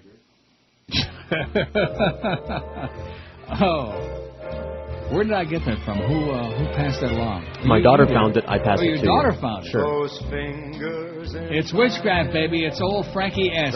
Who we know as S from a hole in the ground. Oh, he's probably in one right now. That strips my conscience bare. He couldn't sing it all, but the mob liked him a lot, and that's, She argued her position for about... Why are we playing... It's the real one. You can just talk over it. Don't worry about it. She argued her position for about an hour Tuesday before Batchelor made his ruling. I've done the best I can with all this, Mallory said after the hearing. Mallory now said she may file a federal lawsuit. She launched her anti-Potter crusade in 2005. Since she did, Mallory's taken the case to administrators at the Loganville Elementary School her children attend, to a school appeals committee, to the Gwinnett County Board of Education, to the Georgia Board of Education, and lost at each level. Mallory bases her claim in part on testimonials and Internet articles by conservative Christian authors, by crazy people, conservative Christian authors, that she's posted on her website. Mallory acknowledges she hasn't read any of the 6 books in the Harry Potter series. The 7th and final one is scheduled for release this summer. Well, why would it have to be the final one? Is he going to get killed or something in it? The plan was that this was 1,000 votes, by the way, even 1000000. Go ahead. That was her original plan, J.K. Rowling, is to have that many books, that many volumes in the series. I see. That's how many years that they're at Hogwarts. How many what? Years that they're at Hogwarts. I didn't even know that. Ask me if I care about Harry Potter. It's for little kids, for Christ's sakes, you know. Any adult that is talking Harry Potter, I'd be real worried about them. Unless, of course, they're a good conservative Christian, then I'd really be scared as hell. 1,000 votes even on the poll, baby. We are really rocking and rolling here in spite of the best efforts of Joyce. You miserable, nasty, hostile, hateful bitch. You sow. You know, once upon a time, I think it was last year, that I passed along the information that I had it on very good authority that Joyce, for my double-dipping, double-billing attorney, he had told me that she will do anything in her power to destroy this show. And people probably thought, oh, that Neil, he's exaggerating, you know, make stuff up. Well, I rest my case. Right on your face. You. Yeah, I know. What a bad place. For your case. In outer space. 1,006 votes on the poll. Whose car, with them driving, would you least want to be a passenger in? Ricky Ticky Sanchez, and by the way, that guy is still dead. 270 votes. And Ricky Ticky is on there on CNN talking crap over and over again. In English, no less. Ted Kennedy, 188. Lindsay Lohan, 127. Bobby Brown, 126. Oops.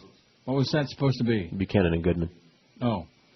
Why did I want to hear it? You didn't. It was a mistake. Paris Hilton, 104, was a mistake, but nobody got hurt. Mel Gibson, 66. Billy Joel, 43. David Hasselhoff, 424. Boy, talk about a guy who's a legend in his own mind. Can he sing? No. Can he act? No. Was he ever on a good show? No. Now, well, other than that stupid car show, what was the other show he was on? Yeah. Excuse me, Gay Watch. Right, excuse me. God, am I getting stupid or what? Speaking of Tremini. Do you know that's the most watched show in the world and number one in Germany? Mm-hmm. They Gay love Watch. him in Germany. What? They like him in Germany. Because he's one of theirs. Right. That's why they liked Hitler, too. Britney Spears, 22. Nicole Richie, 19. And Nick Carter, 17. Well, you know, sometimes if he's one of yours, you know, it's like the Jews that liked Menachem Begin. You know, he was one of theirs. Real Farbissen. And, of course, Olmert, who belongs in a mental institution. Well, I bet you Jew Lieberman makes a stop to shake his hand in Oh, yeah. They're going to tongue kiss.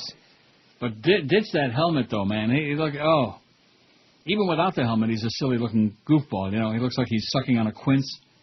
But, man, he is you've got to see that. Before the day is over, you'll see all the footage on every newscast. Watch CNN and MSNBC and maybe even Fox News if you dare. And see Drew Lieberman with that goofy... I saw it. You made me change it. And I'm going to change it back to Spick Breast TV now. Thank you. Go ahead. I urge everyone to complain to this station. Yes.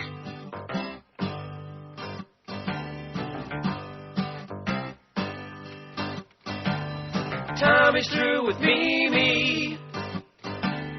Look at what she's losing. She divorced her Top Gun. Now Tom can go out cruising. You fairy. Ooh, Tommy, Mimi. What's he got that I don't? What's his great appeal? Rackham. He's got looks and talent. What's the great big deal? Ooh, cocktail, Rain Man, Tommy.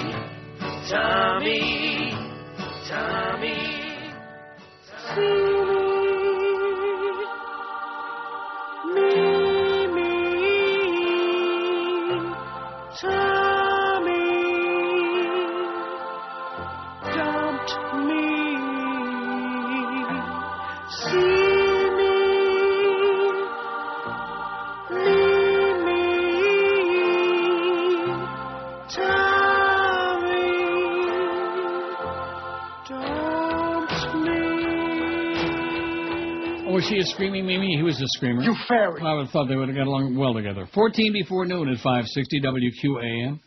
10:16 on the phone. Now, what are you saying? What number are you throwing around? 1200? Yeah. I'm thinking we can do a lot better than that.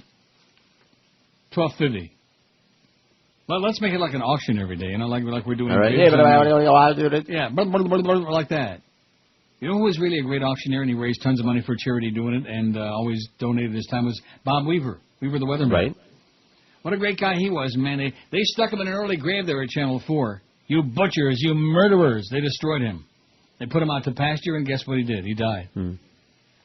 Not a good idea to go out to pasture early. Let me tell you, that's why I'm going to sit in this chair and I'm going to keep talking, even if there's nobody listening. If I'm not on the air, I'm just going to sit here every day. What? That's right. Well, we're working on that anyway. Yeah, we are. Practice makes prefect. That's what they say in the church. Fox suggests Rosie was fired over the leaked video of 9/11 talk. Oh, my God. She's another one who, I agree with a lot of what she says, maybe most of what she says, but it doesn't make any difference. I can't stand her. She makes me want to puke. Right. Like Bill Maher. Mm-hmm. And who else? Who are some of these other people? And now, of course, Keith Olbermann, because even though he does that, I'm assuming he's still doing his wonderful job because I don't watch him anymore. Because since he put the final nails in Imus's coffin and demanded that he get fired for the nappy-headed hose business, I don't. People in this business that run around trying to get other people fired, I just have no respect for. Mm-hmm. And people who scream about free speech and about the fascism of the Bush administration, and yet are trying to clamp down on their colleagues who work on the same who eat out of the same trough that they're sucking food out of. I got no use for them. You know what I mean? I'm hip.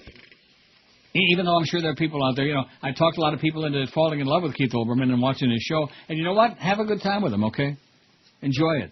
Well, I don't feel so bad about not starting then. No, you watched him a few times. A couple, come on. But, it's just on at a bad time for me. Why is that? What else is on between 8 and 9? Oh, 8 o'clock, there are a lot of shows on that the family would rather be watching. Like what? Like sitcoms and things. Sitcoms? Or you left the letter out of that. Sitcom. Those of us with families do things with our families as a group that don't involve everyone sitting in the other room watching something different. I see. Usually. Is this the real reason Fox News asked yesterday why Rosie O'Donnell is no longer on The View before playing a YouTube video of O'Donnell warming up her audience by ranting about suspicious events he says were omitted from the 9/11 Commission report? Most accounts have stated that O'Donnell's departure was due to an on-air fight over Iraq with co-host Elizabeth Hasselbeck. The Fox hosts speculate that the video might have come from an audience member's cell phone and then comment briefly on how people go off on this topic when Rosie talks about the World Trade Center building number 7 before cutting to a story about a giant lizard. I see. The video was also posted at the Screw Loose Change blog, which characterized O'Donnell as raving about World Trade Center 7 being omitted from the 9/11 Commission report, adding like the 9/11 Commission was concerned about a building in which nobody died, which was not a direct target of the attacks. Loose Change is an internet documentary, which, of course, we have on our website, neilrogers.com, and have had on there for, about 100 years, which has received widespread press coverage over the last couple of years, although many 9/11 Truth Movement activists have criticized prior edits of the documentary, including a since-removed section which claimed video proof that the World Trade Center had been blown up. Billionaire Mark Cuban is planning to finance a theatrical release after its latest edit, with actor Charlie Sheen possibly providing narration. How do you like that? He's from the Sheeny Elves. Mm-hmm. And anyway, the notion that the 9/11 Commission report does not mention WTC is wrong, Pat at Screw Loose Change writes before citing 4 references to it, including the page numbers. However, none of these selections refer to the destruction of World Trade Center 7, which has perplexed many scientists, government investigators, and architects over the years. Never in the history of the world has a building fallen from a fire onto its own footprint, eliminating the core 25 steel beams, O'Donnell said during the warm-up. Physics-wise, she said, such an occurrence is impossible. You know what else she said? A couple of times she said that. Reporting for New York Magazine last November, Mark Jacobson noted that along with the 9/11 Commission report, WTC-7 was also given much shrift in the subsequent final report on the collapse of World Trade Center towers, compiled by the National Institute of Standards and Technology, NIST. Dr. S. Shane Sunder, head of NIST, told Jacobson they had preliminary hypotheses regarding World Trade Center 7 and are studying the horizontal movement east to west internal to the structure on the 5th to 7th floors. But truthfully, I really don't know, Sunder admitted. We've had trouble getting a handle on building number 7. There was an accident in that one. Nobody got hurt. Sunder told Jacobson that the building's omission from their report was only a matter of staffing and budget, and they hope to release something on 7WTC by the end of the year. However, no NIST explanation has ever been released as of yet. And they have the clip on here of Rosie on this story. It's on our website. It's on neilrogers.com, which you ought to go to. The headline is Fox suggests Rosie fired over a leaked video of 9/11 talk from the Raw story. It's on there. You ought to take a puke at it now. If you right at lunchtime, if you can handle looking at her during lunch or just before it. If you're on a diet, it's a good idea. You lose your appetite in 2 seconds. That cow. Disgusting, obnoxious, loud. Oh, dykey. See, that's what I'm wondering is why do all the people who say the right things have to be so... I mean, like Michael Moore, I love him, but he is a big fat slob, you know. Sure. And I love him, but people pick on him because he's disgusting. That's right. And all the people who say the right things tend to be, it's like the atheist movement, same thing, like Christopher Hitchens, man. I mean, I'm always bitching about Christopher Hitchens, and yet he says a lot of stuff like the article I read last week. Right. It had his thumb right on it. But when you're dealing with these Getchkis, man, with this religious movement, that's why you need to travel around the rest of the world and see that, in civilized places where people are sane and don't run around shooting each other with guns like at Wendy's drive-thru, they're not into this religious crap so much. And if they are, they keep it to themselves. They're not trying to push it on anybody else. Even in Italy, man, they give the Italian salute to the Pope. They see him coming down the street, and they give him the old Bafangula, Can't say that. I just did. Uh-oh. Well, it's Italian. We don't know what the hell it means. Well, I don't know what it means. I have no idea. I know the Italian salute, though, with the hand and the, what do you call that? The fingertips and the chin there? No, that's not the Italian. Oh, not that one? Well, they have several, the elbow, on the inside of the elbow. Oh, that one. Yeah. That's the Italian salute, not that thing on the chin. That's a mob thing, man. Well, are you picking on the Italians again and doing that the mob Sicilian thing? I guess they're not Italian. That's for damn sure. Not Meyer Lansky. He was no Italian. And neither was, what's his name? The dead one. What's his name? Warren Buffett. Oh. I mean, Warren Beatty. What the hell was his name? Bugsy Siegel. Don't sound too Goyish to me. I bet he knew how to do that salute, though. They all knew the Italian salute. That's what they had to do when they got made, like Joey, what's his name? Zaza. No, not Joey Zaza, that little guy. Joe Pesci. Goodfellas. Joe Pesci. Joe Pesci. Hey, let's 1025. Play Joe Pesci fishy to me. Sounds awfully fishy to me. 1,025 votes on the poll, and it's just coming up on noon. I'm thinking 1250, just to be on the safe side. Okay, Chris, is that meet with your expectations or what? Well, if you want 1250, I'll go for 13. Listen, if you can make 13 again today with 1,025 at this juncture, I will tip my cap to you, okay? I'll go out and I got a baseball cap in the other room from some horseball team, not the Marlins, and I don't even know what it is. And I'll tip my cap to you. Won't that be quite an honor? To be having the legendary... What's this thing in Orange County, Florida that they keep showing here on CNN? Must be something really marginal. To a call at a looks resort like an empty complex field east of Disney. Again, not a Disney resort. Yeah. The deputies have what are described as non-life-threatening injuries. The deputies have been taken to a local hospital. And we also understand, as you can see, maybe you saw just a moment ago in pictures, that the search continues right now for 2 suspects. Of course, we will continue to... Well, let us know when something important happens. This is Brady Quinn. Whenever I shave my balls, I listen to the Neil Rogers 12 to 1 hour. All right.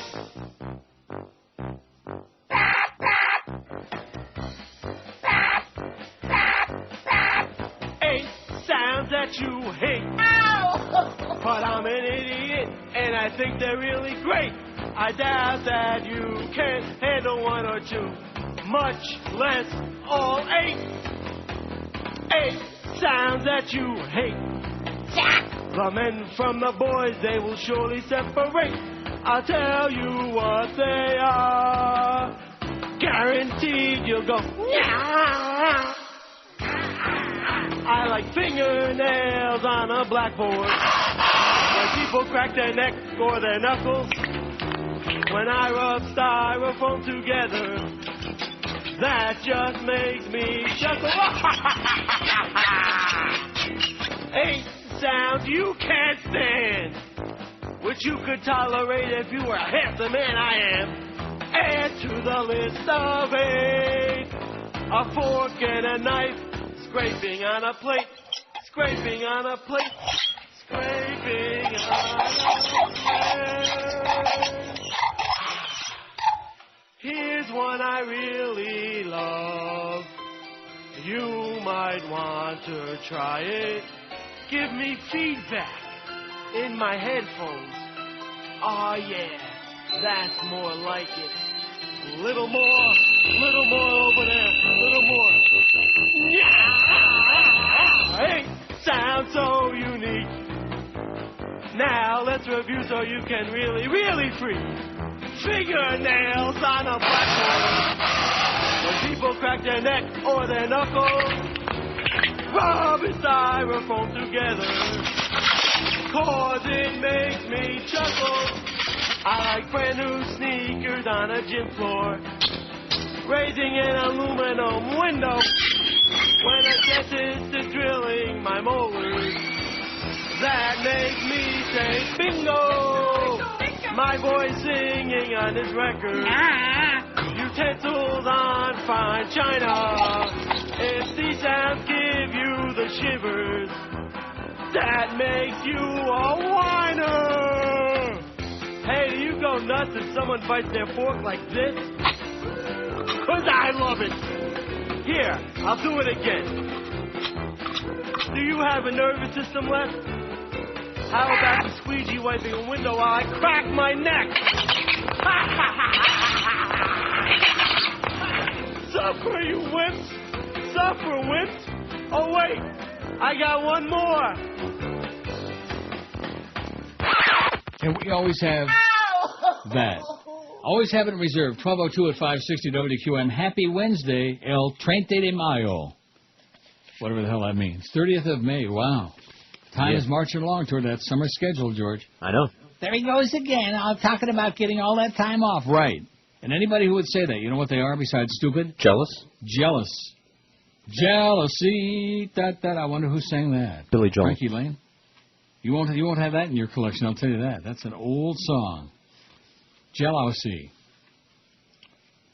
Police said a Tuscola County father used the popular MySpace.com website to help find his missing 6-year-old daughter, allegedly kidnapped by her mother 3 years ago. Brian Sebald, 26, reunited with his daughter, Brianna Sebald, last week at Seattle-Tacoma International Airport. Sebald brought his daughter home to the tiny town of Tuscola last Wednesday, more than 3 years after he said he saw the little girl last leaving with her mother in taxicab in Genesee County.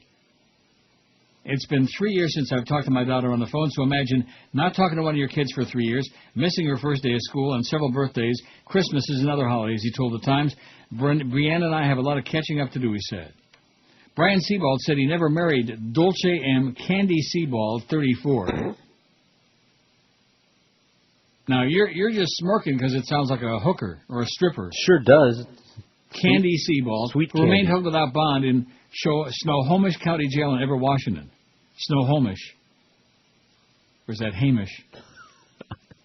Brian Sebald also said he's the father of Dulce Sebald's 3-year-old son, Sarandon Sebald. He said Dulce began using Sebald as her legal last name after a divorce from another man. Dulce. She's sweet. Not. Hey, Snohomish County, I can't even pronounce these. I mean, yeah, that whole thing in the Great Northwest. A Snohomish County Sheriff's Office spokeswoman said police considered Dulce Sebald a fugitive and said the suspect is not fighting extradition to Michigan. Tuscola County Prosecutor Mark Reaney said he isn't sure yet if he'll try to extradite Dulce to Michigan, where he could arraign her on a charge of custodial interference. The felony carries a maximum sentence of 1 year and 1 day in jail. Rean said social service officials in the state of Washington couldn't and or wouldn't disclose Dulce's address even after he made phone calls to Washington State seeking the suspect's location. They ain't telling. They ain't talking about Dulce because she's sweet. Maybe she's cooperating. You know how some of them police are, you know? You cooperate with them police and do all the right things. You might get, if you let them get their way, you might get your way. Right. You know what I'm saying? Get away. Now, we're going to play the audio from that read a book. No, I guess not. I watched it, though. I didn't put the audio on because I got to plug in my speakers. Yeah, I know. On this thing. I don't want to do that. It might corrupt my mind, Read a mother effing book. Right. I like that. Yeah, that's bad. It's good stuff. That'd be bad. 1046 is what we got on the poll. Now, if we get, about 1150? I don't know. Maybe you got a shot at 13. I have no idea. Because if you keep pulling off that late magic, man, it's like those comeback teams in sports, those late magic teams. You know what I'm saying? No. Read a book, read a book, read a mother scratching book. Read a book, read a I wouldn't be we always got the button, That's good. I like that. Read a mother scratching book, not a magazine. R-E-A-D-A-B-O-O-K. All right. Okay. Okay, that's enough. Okay. Okay. Okay. Okay. Don't be playing that part where they say mother was scratching, and they don't say they're not scratching it. Well, they are scratching it, I guess. How can you rap without scratching? Not a sports page. Oh, God. Not a magazine. Not a sports page, not a magazine, but a book, a mother scratching book. Oh, that's the best. Can't believe that we actually got some of that on the air. Boy, don't let you. And there was nothing wrong with what you played. No. It was just fine. R-E-A-D-B-E-O-O-K. R-E-A-D-B-O-O-K. Okay. 1,046 votes on the poll. Hey, well, just tell it like it is, man. 1,053 now. They are coming through in chunks. See that? Rick Sanchez, whose car with them driving would you least want to be a passenger in? Rick Sanchez, not just for the fact he killed a guy and the dangerous driving, but also for the fact that he's bad company. 282 and probably won't speak English anyway. Even if you know Pickatapani, he'll give you a bunch of crap. Rick Sanchez, 282. Ted Kennedy, 202. Poor Teddy. Lindsay Lohan, 131. Bobby Brown, 131. That's a flat-footed, dead even Steven tie. See, I voted for Rick because it's dangerous to drive with him if you're outside the car. Right. That's true. I never thought Lindsay, about it. she'll drive that right into a tree. Paris Hilton, 104. Mel Gibson, 68. Only one thing to say to Mel. Oi! Billy Joel, 45. David Hasselhoff, only 27. I guess they like him for some strange reason. I don't know why. Why is he so popular? Well, what's that all about? Is it the popularity of Baywatch? Yeah, I don't know. I always wondered that. I can understand why he's big in Germany, because Baywatch is the #1 show, and he's swimming to top it all off, and they don't know any better. He releases records over there. He's got he a releases singing records? career. Yeah, he's got a... he's got a big-time singing career there. Sure. David Hasselhoff, 27. Hubman Dreard. Britney Spears, 22. Nick Carter, 21. Nick moved up nicely there. Is right on Britney's butt, but I think she's safe. And Nicole Richie's got 20. Honey. Out of 105.3. I bet you if I click it again, the way Chris has got 105.6. See, they're not just coming in by the ones anymore. They come in chunks of 3s and 4s and 5s and 7s and stuff. Now, what have you done? I know you're a computer wizard, supposedly. I thought Chris was supposed to be the computer expert. But what's your claim to fame on that? I have no idea. No, I mean on the computer thing. I thought you were like a... He knows how to use them. Yeah, I mean, I'm not computer illiterate like some people, but... I'm not some people. I'm not a that sounded like a shot to me. Yeah, it sounded like a shot. Who would you be talking about? Nobody in particular. Huh? Nobody in particular. Yeah, sure it was. Come on, you can say computer illiterate. How can you be computer illiterate when you don't even own one? Aha. See, think about that, fat stuff. Well, if you're illiterate, would you own a book or read a book? I'd read the sports page. Or a magazine. I'd have it read some. See, I think that thing should be called read a book to somebody. Cracker. Yeah. Read a book to a cracker. As opposed to read a book. It is good. Make no mistake about it, man. It is really good. 1062 on the poll. And we're shooting for whatever we can get. That's what we're shooting for. Like Dick Cheney said. He's shooting for whatever he can get. Special Prosecutor Patrick Fitzgerald has asserted in new court filings that Valerie Plame was indeed a covert agent at the time of her outing, according to a Newsweek report filed by Michael Isikoff and Mark Hosenball. Oh, what a name that is. Hosenball.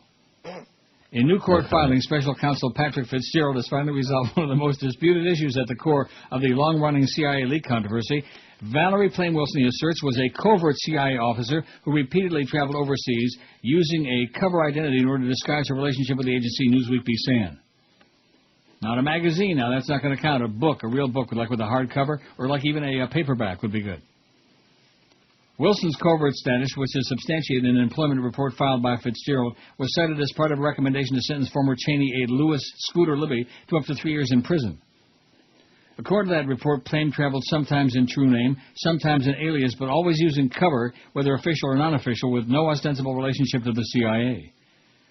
The report added when traveling overseas, Ms. Wilson always traveled under a cover identity. At the time of the initial unauthorized disclosure in the media of Ms. Wilson's employment relationship with the CIA, July 14, 2003, Ms. Wilson was a covert CIA employee for whom the CIA was taking affirmative measures to conceal her intelligence relationship to the USA. The finding severely hampers a key defense by Libby's lawyers and supporters who have claimed that since claim was not covert, Libby had committed no underlying crime in revealing her identity. Furthermore, Washington Post columnist Dan Frumkin noted that Fitzgerald's court filing further points to Vice President Cheney's involvement in the outing of Plame. Special Counsel Fitzgerald has made it clearer than ever that he was hot on the trail of a coordinated campaign to out CIA agent Valerie Plame, writes Frumkin, until that line of investigation was cut off by the repeated lies from Vice President Cheney's former Chief of Staff, Scooter Libby. Frumkin adds that in response to charges that Libby's prosecution was unwarranted, the Special Counsel evidently felt obliged to put Libby's crime in context, and that context is Dick Cheney. How do you like that? The crook in chief.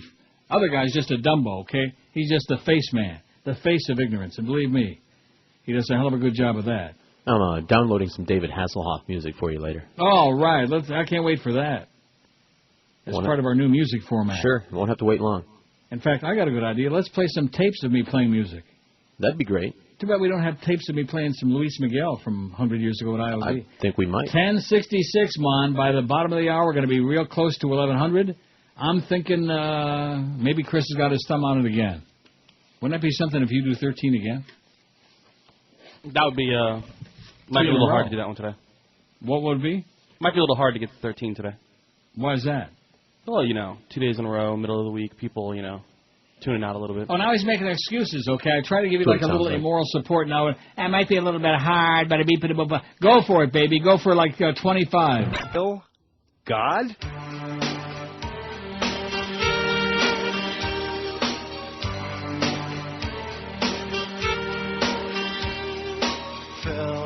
Spectre, he's the man with a lot of guns. He keeps for fun, and if Phil Spectre asks you out when you're at the House of Blues, you should refuse. At his home he'll say you must stay here, for he knows it's a gun you will fear. I would rather see Hannibal Lecter than go on a date with Mr. Phil Spector. On his walls are lots of records of gold. You'll end up cold, oi, dead and cold. Absolutely. You'll be dead and cold. Dead and cold. I got a great idea for a new format on the Neil Rogers Show. Watered down, and what happened there? I didn't do anything to it. It just stopped by itself. Well, don't look at me this time. I'm all for it. Oh, no. I've never seen that before in my life. I think it's a conspiracy. It just stopped by itself. I didn't hit nothing. I was going to say we just played that one record. And still get a gigantic number. You'll see. I'm all for it. I love Love Train. Here we go. Oh, maybe there's some schmutz on the CD, you think? Well, lick it. Okay, let me take it Look out. it off. Oh, yeah, right. Let me take a look at it. Oh, God, look at that. There's mung. There's mung on my CD. Oh, God. Now, let me ask you this question. Does the CD start from the inside or the outside? Inside. I was just going to really? say, yeah. Well, that's where all the mung was, on the inside. Right around the ring. Rectum. No, not that ring. Now let's see if this thing cleans up. Boy, you try to start a new format, and it's like the Lord is sticking his finger in there, huh? What do you say? All Love Train, all day. All right.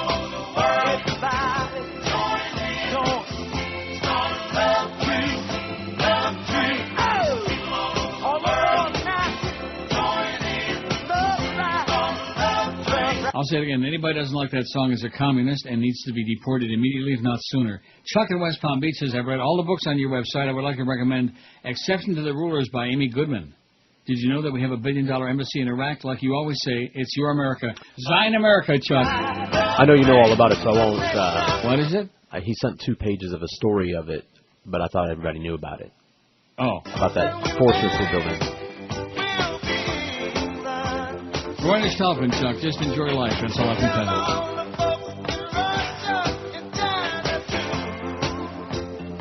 I'm dying over here.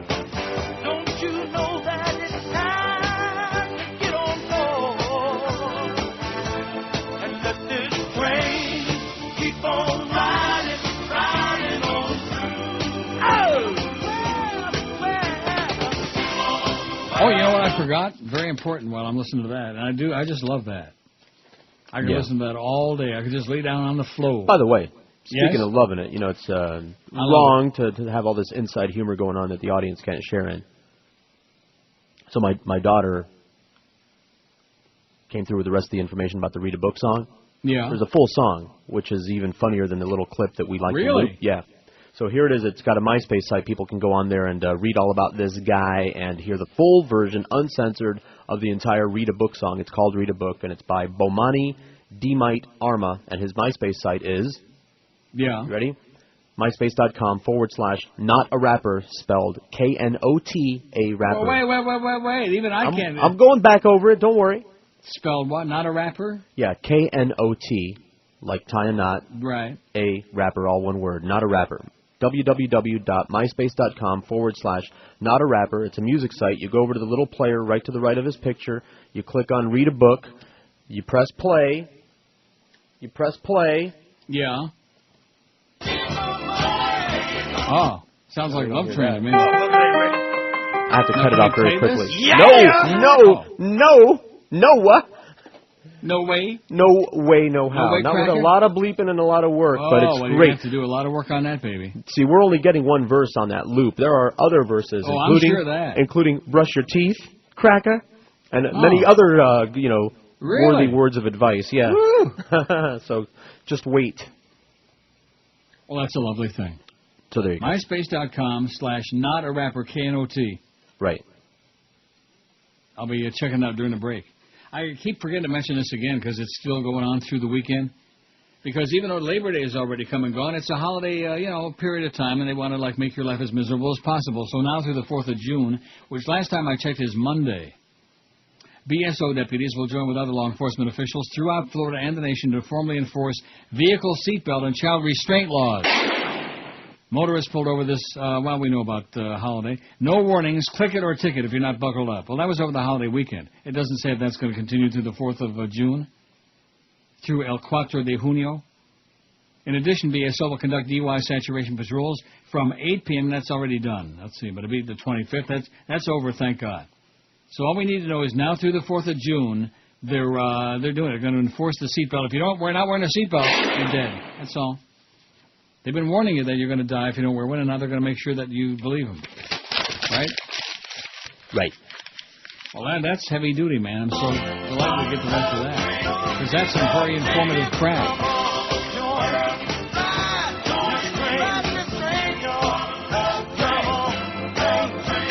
In fact, as much as I love Love Train, if we can clean up that bleep. Now, we're going to be able to play that or not if you bleep it? That's too much work. No, not too much work, just a lot of bleeps. If you want it, we'll play it tomorrow. Yeah, but is it going to pass? Is it going to pass the mustard, please, and the ketchup? I'll bleep it heavily. Will you? I'll bleep. You know what they're going to say? Oh, well, nappy-headed hose. That's the excuse now for everything. Is Imus got canned, and this one did this, and Janet Jackson flipped her a boobie, and all this other crap. We'll There's have an a excuse conference where in the you morning. can't say this and you can't do that. And I'll guarantee you, like I wrote to one of our correspondents here a few minutes ago, who was belly aching about the fact that we've got all these. If you want a huge erection, if you want all this other, we got those spots on because somebody's paying for it. That's okay. Mm-hmm. And if you have a limp willy, although we got a million of those spots on too, because somebody's paying for it. I guarantee you, if we could get somebody to sponsor your fart sounds, we could have a whole half hour of it. That's not a bad idea. Why don't we? Yeah. That's what we ought to do, is go out there, and we ought to have one of our salespeople go out and sell fart sounds. Today's fart is brought to you by Dial Mattress. Fart number 2 this week is brought to you by so-and-so, okay? It's a gas. Brought to you by Exxon, okay? Something like that. Brought to you by Ethan Skolnick. If you think that place smelled bad, wait till you smell this. What do you think? I think it's a great idea. Let's do it. Yeah. We can sponsor it ourselves. And then what are they going to do if people want if they want to pay for it? Oh, then all of a sudden, well, the FCC doesn't say anything about that, and everybody and their brother plays them, so let's put them on there, okay? Give us the money first. 1096. When we come back after the break, Chris, we're going to have over 1,100 votes, and it's only 12:30. Yep. This man is eminently qualified. Right, there you go. There is Bozo Primero in the universe with that pathetic, bewildered, that same deer-in-the-headlights look, like, what am I doing here, and what's it all about, and how soon can I get out? Not soon enough for us. Your breasts are beautiful. Absolutely.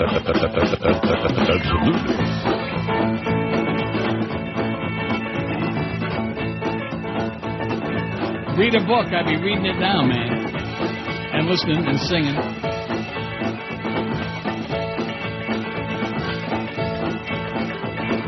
Do you like boots a lot? Yes, I like boots a lot. Boobs a lot, boots a lot. You gotta like boots a lot. Really like boots a lot. You gotta like boots a lot. Boobs a lot, boots a lot. You gotta like boots a lot. Down in the locker room, just 3 boys. Beating down the locker room with all that noise. Singing, do you like boots a lot? You gotta like boots a lot. Boobs a lot, boots a lot. You gotta like boots a lot. Do you wear your jock a lot? Yes, I wear my jock a lot. Got to wear your jock a lot. Gotta wear your jock a lot. Jock a lot, jock a lot. Gotta wear your jock a lot. Got to wear your jock a lot. Gotta wear your jock a lot. Down on the football field. You never can tell what a heel can wheel, so you gotta wear your jock a lot. Gotta wear your jock a lot. Jock a lot, jock a lot. You gotta wear your jock a lot. If I had a flag along, if I had a flag along, if I had a long flag along, if I had a long flag along, if you like boots a lot, tag along, baby, bop, you boob a lot. Gotta like boots a lot, boots a lot, boots a lot. Gotta like boots a lot, big and round. They're all around. They're big and round. They're all around.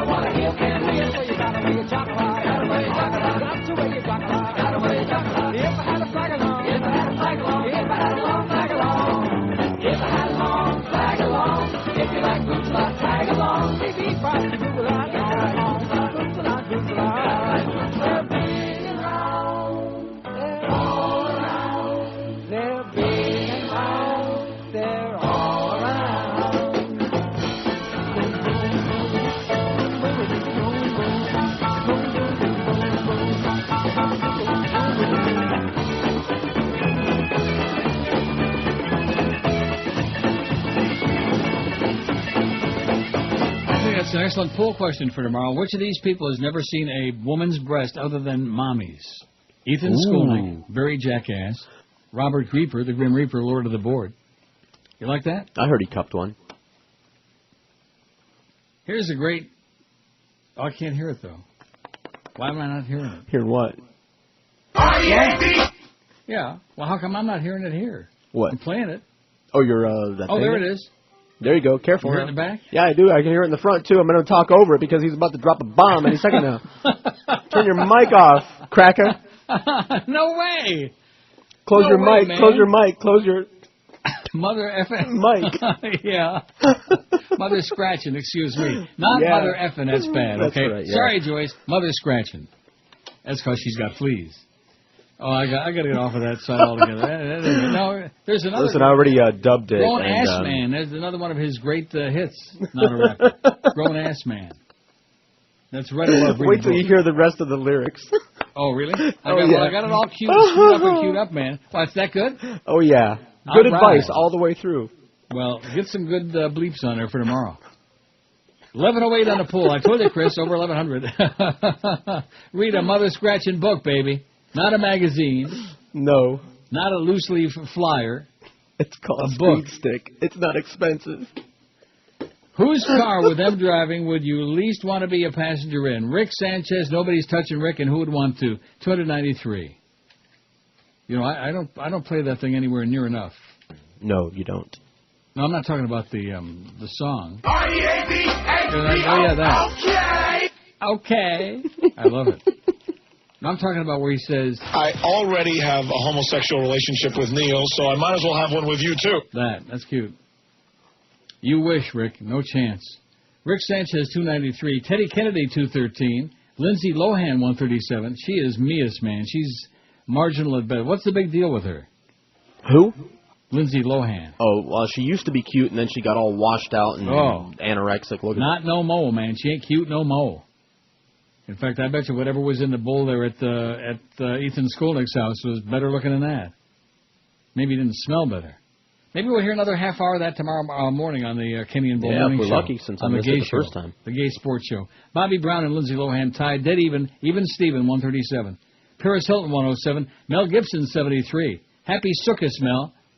Billy Joel, 47. David Hasselhoff, 29. Nick Carter, 25. I'm pretty sure he's Jewish. Britney Spears, 25. And Nicole Richie, 22. I don't think they allow no Jews in Tampa. They used to have a deli there, and they closed it down after about a week. Remember that? Yeah. They had a deli in Tampa.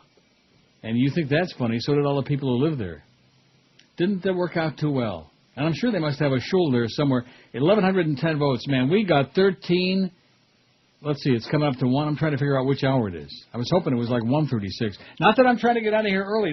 It's not like next Wednesday when we do get out of here at 12:30 or 12:35, George, even though you won't be around. I know, I get out Don't you even feel earlier. Like, I always get ripped like off cheated? that way. Yeah, I do. Yeah, you're cheated.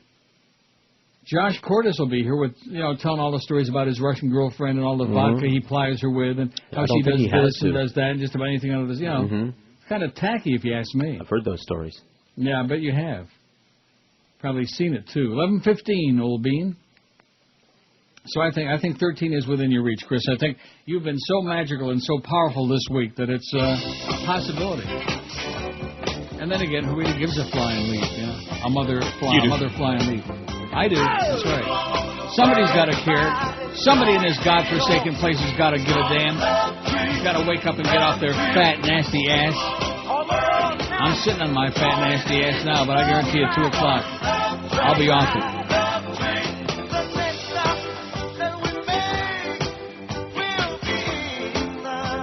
What a bad choice that is, man. Let me ask you this question. How come there's no dark folks in the royal family? Are you kidding me? You got all them Germans in there, the Battenbergs. What do you mean, am I kidding? I mean, that's an honest question.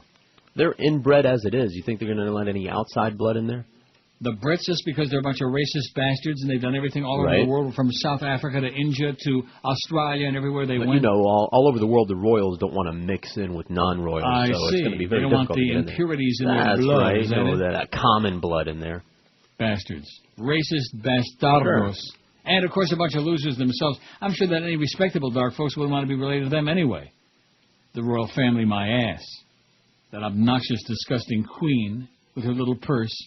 But then again, if you ever wonder why I say the world is a crazy place and it's sick, forget about all these people dying. Forget about all the religious getchkis killing each other because their God is better than my God. But just think about the Brits and all this crap with the royalty. And the Queen did this and Prince Philip did that. Who gives a flying crap, okay? Right. Bunch of stuffy, silly-ass Brits. Hey, who did that Schmitz? jealousy song you were talking about earlier? Jealousy, da-da-da-da-da-da. You got it? No, by whom? I'm trying to find I don't have any idea. I mean, I got a lot of jealousy songs, just not that one. How do you know you don't have that one? Well, because I looked for it, and the only jealousy songs I have are from people that you wouldn't have mentioned. What does that You wouldn't mean? have said Jealousy by Natalie Merchant, for example. No. Or Hey Jealousy by the Gin Blossoms. You probably wouldn't have said that either. No. That's a good song, though. Is it really? Well, we don't want to hear it. Okay. If it's a good song, we don't want to hear it. The only good song we want to hear is that. And, of course, read a book. Read a mother scratching book. Read a book, read a book, read a book. Oh, yeah. It's one thing to listen to it. It's another thing to actually watch it. That little thing there. That website, You're the Man Now, Dog, a lot of teenagers and young adults go there all the time. They loop all kinds of things, pop culture. Do they really? Things. They do the loop-de-loop? It's fun stuff. I see. And probably very, X-rated and filthy and disgusting. You know it. Good. Only when they do it right. Right up my alley, Sally. Goodbye, Anna Nicole. Fat pasty hoe now. They'll need a shoehorn to wedge you inside a piano case to lower your fat ass in the ground. Guess you can't spend that money now, but you sure die trying. Say, how's that white trash diet that was gonna get you back to lean with whiskey and amphetamine? And I'm really surprised that you knew how to die, because you were that dumb. You accomplished nothing and yet became a media superstar. I would have asked you to break a 20, but can't no more. And now the corporate media has something other to pitch outside a crazy pamper-wearing astronaut bitch. Uh-oh, I better watch it. Some pretty raunchy language in there. 16 before 2 at 1. Oh, 2, that was a Freudian slip. See, there he goes again. That's all he cares about is getting off that chair and filling his face with a fattening lunch. That's what you think. No fattening lunches this week, baby. I'm going to be so svelte. By the weekend, I'm going to weigh about 140 pounds, chopping off both legs. I'll tell you, you're right about that thing, that song. It's addictive. But wait, there's more. Raise your kids, raise your kids, raise your damn kids. Raise your kids, raise your kids, raise your damn kids. Oops. Well, I just hit that square yellow thing. Yeah, there. it's a timing You gave thing. it a good shot. That was good. I appreciate the spirit there. That was excellent. I dropped my pen. I did better during practice. Well, practice makes prefect. I know. 11:37 on that poll, Chris. We got a genuine shot at 1,300 today. And We'll if we get do it 1,300. again now, huh? We'll get 13. Because now that we're after Labor Day, I mean, what did I tell you about Passover and Easter? That's the demarcation point in a horse and buggy seasonal town. Oh, the season's over. Yeah, it's over all right. They're heading for the hills, man. They want out. They want the hell out. When in doubt, they're fleeing out, like the bubonic plague just hit. Now, how many vote we got on here? Like I said, 11:30, it's stuck there. See, every time I open up a mouth and get really optimistic, then all of a sudden Eric hits that break. People don't believe that he's got that on there. He once told me that he can make the vote any number he wants. That's right. Any result he wants also. Really? Sure. He can manipulate it? He How can about the add. poll? He can add from 1 to 1 million votes to any entry or any combination thereof. Now, let me tell you, the great part about this rapper thing is, and you know something, as much as I hate rap music, I do like... Uh-oh. I know you've made exceptions in the past, which is... I had to get that off of there real fast. Yeah, you shouldn't paint all of it with a broad brush, Meaning what? That there are various kinds, and you've liked some of it, so... I have liked some of it, but most of it... don't we always generalize? We do, and generally speaking, it's not good. It's like when you say fish. I hate fish, but I do like tuna fish. Sure. Okay. Lobster. I like lobster. I like seafood. There are big time, exceptions. man. I love scallops. Right. I don't like scallops. You can have my scallops. Why not? I just didn't. The texture. What about shrimp? I love shrimp. You love what? Shrimp. That's what I said. Yo, Jay. Yeah. Okay. Wow. Who didn't like he that? said shrimp is what he I said said. But shrimp. it sounded like the other. It sounded like crap. Kind of like that half hour I heard yesterday morning sounded like shrimp when they were talking about Ethan Skolnick's toilet. Oh my God! You know something? When the management people and Joyce have driven you into the toilet, I guess that's where your mind is, man. That's what you start talking about. They accuse us of being in the gutter. Yeah, right. When you talk like, with a tidy bowl man all day long, you start talking like you're talking to him. God. 1142. We still got a ways to go. This is going to be a challenge again. You're going to have to spin your magic again, Chris. You have to spin it like a dreidel. Just free your mind, and we'll get there. Now, was that the other song on there? What's the name of that one that you were playing? No, I was just playing the same one. Oh, is that part of the same thing? Another verse, yeah. How long is that thing? Raise your kids, raise your damn kids. Raise your kids, raise your kids, raise your damn kids. your kids, raise your kids, raise your damn kids. Raise your kids, raise your kids, raise your damn kids. Okay, I get the message. Yeah. With the leading candidates for the Democratic nomination in 2008 shunning a presidential primary debate sponsored by Fox News and a think tank associated with the Congressional Black Caucus, Representative Dennis Kucinich, Senator Joe Biden, and former Alaska Senator Mike Gravel have announced their readiness to stand in a controversial spotlight.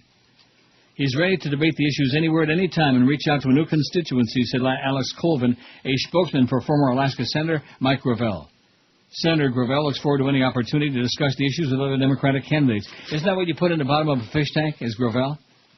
And the catfish go in there and they eat all the, nasty. And then you people go out and fishing in the creek and you catch catfish and you eat them.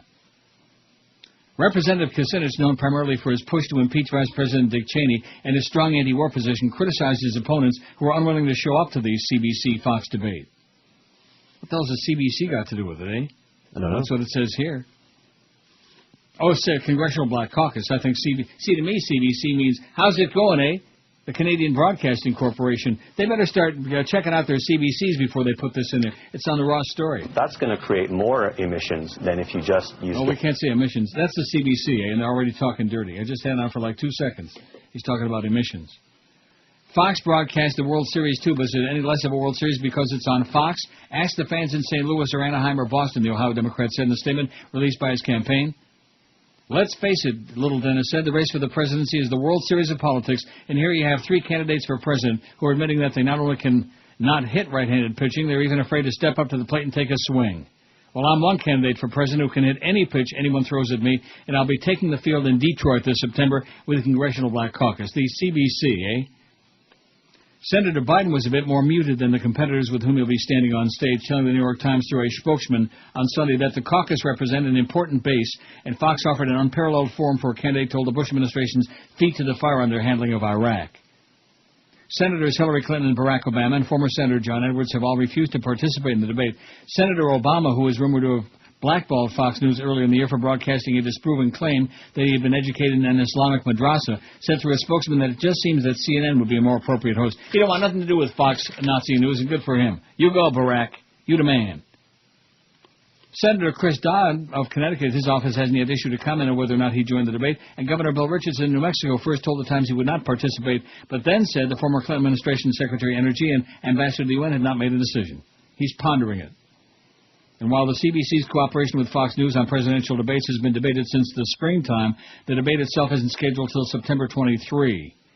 The CBC Institute will also sponsor a subsequent debate in January 2008 with CNN, and then they'll all be on there, baby. Then you will fear them. Then Barack Obama is going to run circles around all of them, including Swillery. She just gives me spilkies, man. I get sick to my stomach when she's as cold as a dead mackerel, you know what? When they called her the Ice Princess, they sure had their thumb on it, and I can't tell you where. But I can tell the temperature was in the minus column. 11:53, and every time I click it now, it's just stuck there. I think you're going to have a bitch of a time, Chris. 11:50. We're just stuck. And I think that's because probably the whole audience now is listening to that damn thing you were playing. I dare not, because I'm queuing it up to something else. Well, if I hit this thing, though, again, what's going to happen? Nothing. Oh, I got it on extra loud now. Oh, I guess I got to click over it and click on it. Read a book. Wait, I got one. I got another one here. If body needs water, so drink that. Body needs water, so drink that. Body needs water, so drink that. And you get it. Coming up to the better ones. Yeah, well, let's not hear too much of the better ones, okay? Because then you'll get Joyce and we'll all... No, I mean better by good messages. Oh, well, he's got a really good message at the start. Yeah. Oh, yeah. That's at that point, that's where you chop that baby off. You know? Yeah. No. Yeah. No. No. No chance. No way, Jose. It's dynamite is what it is. See, that's the kind of stuff I can relate to. It has a good message, and yet it's foul and filthy and disgusting and sarcastic and all of these things. What's not to like, huh? 11:55. Let's see, you got 67 minutes and you need 145 votes. That's a little more than 2-1, man. We got it. Yeah, you got it all right. Maybe and probably trying to get rid of it. Antibiotics can't hurt. Oh, by the way, speaking of that, you see Miss Universe, Miss America, fell on her ass. Not Miss America. That's always fun. Whatever it is, Universe. Miss Universe pageant. Sure. The American lady. She fell down. I'll fall down. And then they were booing her. The people from Mexico and where was the other in Venezuela? They were booing the crap out of her because they hate the U.S. Thanks to George Bush, they hate us. They hate you. They don't hate Canadians, eh? Where are you from? Oh, I'm from Canada. How's it going, eh? Just remember that when you travel abroad, just be Canadian. Everybody loves Canadians. Whose car, with them driving, would you least want to be a passenger in? Let me just refresh that, baby, one more time. View current. 4 more. And a little chunk for you there, see? As soon as Chris speaks, all of a sudden, I think you got a lot of a lot of people out there who are just all enthralled with you now. That's what it is. Be sure and tell Cordis that next week when he fills in for George. Be sure and tell him that you've won the audience over, unlike his little core of admirers. Maybe you even got some lady admirers out there, but I doubt it. Not if they look at that picture on our MySpace page. Or where is that picture? I don't know. That's quite all right. I have one which is good enough for me. Oh. You already have one, what? Lady? One admirer, so. I see. Well, I thought we weren't talking about that. See, I didn't say that. You did. Say that?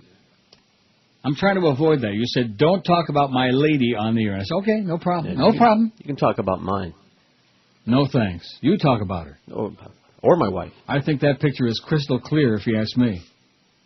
Whose car with them driving would you last want to be a passenger in? 1,160 votes. Who's that kid on CNN right now that we're shooting the camera shot right up his pant leg? What the hell was that? That looked pornographic to me. Some pervert is photographing. Rick Sanchez, 304. Ted Kennedy, 218. And then after that, it's small potatoes. Those are the only ones with over 200 votes. Bobby Brown is pulling away from Lindsay. He's got 144. Slimy Bobby Brown. Lindsay Lohan, 139. Although, I don't know, what was the big problem with him and Whitney Houston? Aren't they birds of a feather made together in the same Sure, they both have things the other likes. And I think they're getting back together, and then they break up, and then they get back together. Good. It's a match made in purgatory. Lindsay Lohan, 139. Paris Hilton, 111. That's Slut. Mel Gibson, 77. Billy Joel, 49. Nick Carter, 39. Nick has come from nowhere. He was like an afterbirth thought. And he's moved up into the, afterthoughts. David Hasselhoff, 31. Britney Spears, 26. And Nicole Richie, 22 out of 1160. For just a second there, I thought it said 1,200.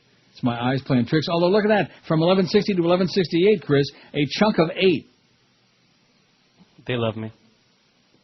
Isn't that powerful? Something's happening out there. And, boy, I'm going to tell you, Joel Feinberg is going to be real upset when he finds out. Don't forget, a week from tomorrow, the trend comes out. This is Arnold. This is not a tumor. It's the 1 to 2 hour.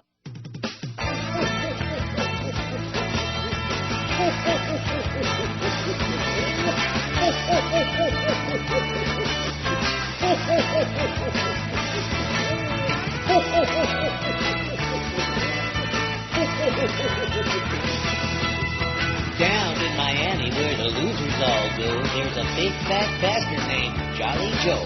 He manages a radio station there, and when it comes to paying bills, Joe don't care. Deadbeat Joe, man, what a baby, Deadbeat Joe, what a show, Deadbeat Joe. Joe's quick to point out that measly greed has a spending freeze. Cracker, please. I'm not the only one who's being left with no choice but to leave on your desk a steaming pile of joys. Deadbeat Joe, man, what a radio echo. Deadbeat Joe, and you go. Deadbeat Joe. I'm looking forward to seeing Deadbeat Joe on the corner of Jog and Palmetto Park Road, walking through the traffic with a cardboard sign that says, I'm a deadbeat bum. Can you spare me a dime? Deadbeat Joe, his wife's gonna get drunk. Deadbeat, I hope they foreclose on the Deadbeat Joe. You blow. 102 at 560 WQAM. Happy Wednesday to you. Happy summertime, man. I bet you a lot of people have bailed out. You think? Sure. All the I hope time. they weren't flying on that plane to Paris with that guy. I guess not. That was from Atlanta. The guy with TB. The infected guy. You've seen that on the news. Then he went to Prague, and then he flew to Montreal with the frogs. Maybe he infected the frogs.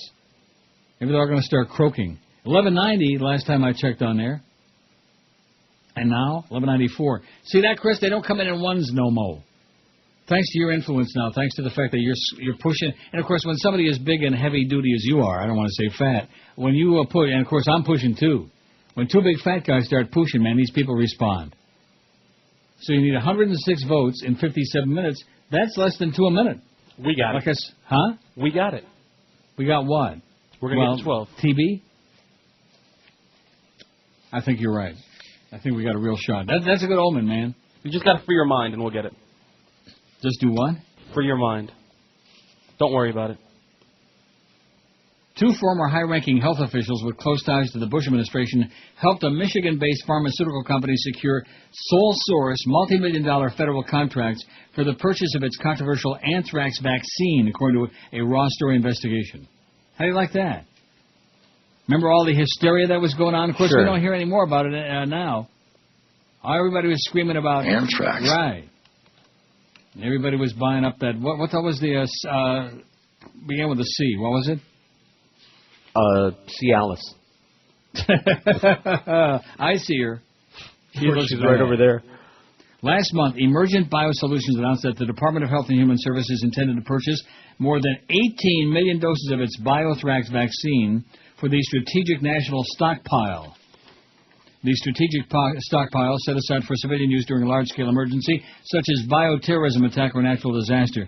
Once finalized, the contract will be the largest of its kind for Emergent's anthrax vaccine. Biothrax is the only FDA-licensed vaccine for anthrax in the U.S. The Pentagon has used it for the military's mandatory anthrax vaccination program for the last 10 years, though not without problems. Although the military continues to publicly claim the vaccine is safe and effective, thousands of soldiers have suffered adverse reactions ranging from mild to severe. In March, Ross Story revealed that Walter Reed is investigating links between the vaccine and life-threatening autoimmune diseases. Hundreds of U.S. service members have refused these shots, fearing the side effects experienced by some 80% of the soldiers who received them, according to the 2002 GAO report. Side effects experienced by some 80% of the soldiers who received them. In case you missed it the first time. All right. Last year, the Department of Homeland Security granted Biothrax special protection under its Support Anti-Terrorism by Fostering Effective Technology Act, or SAFETY Act.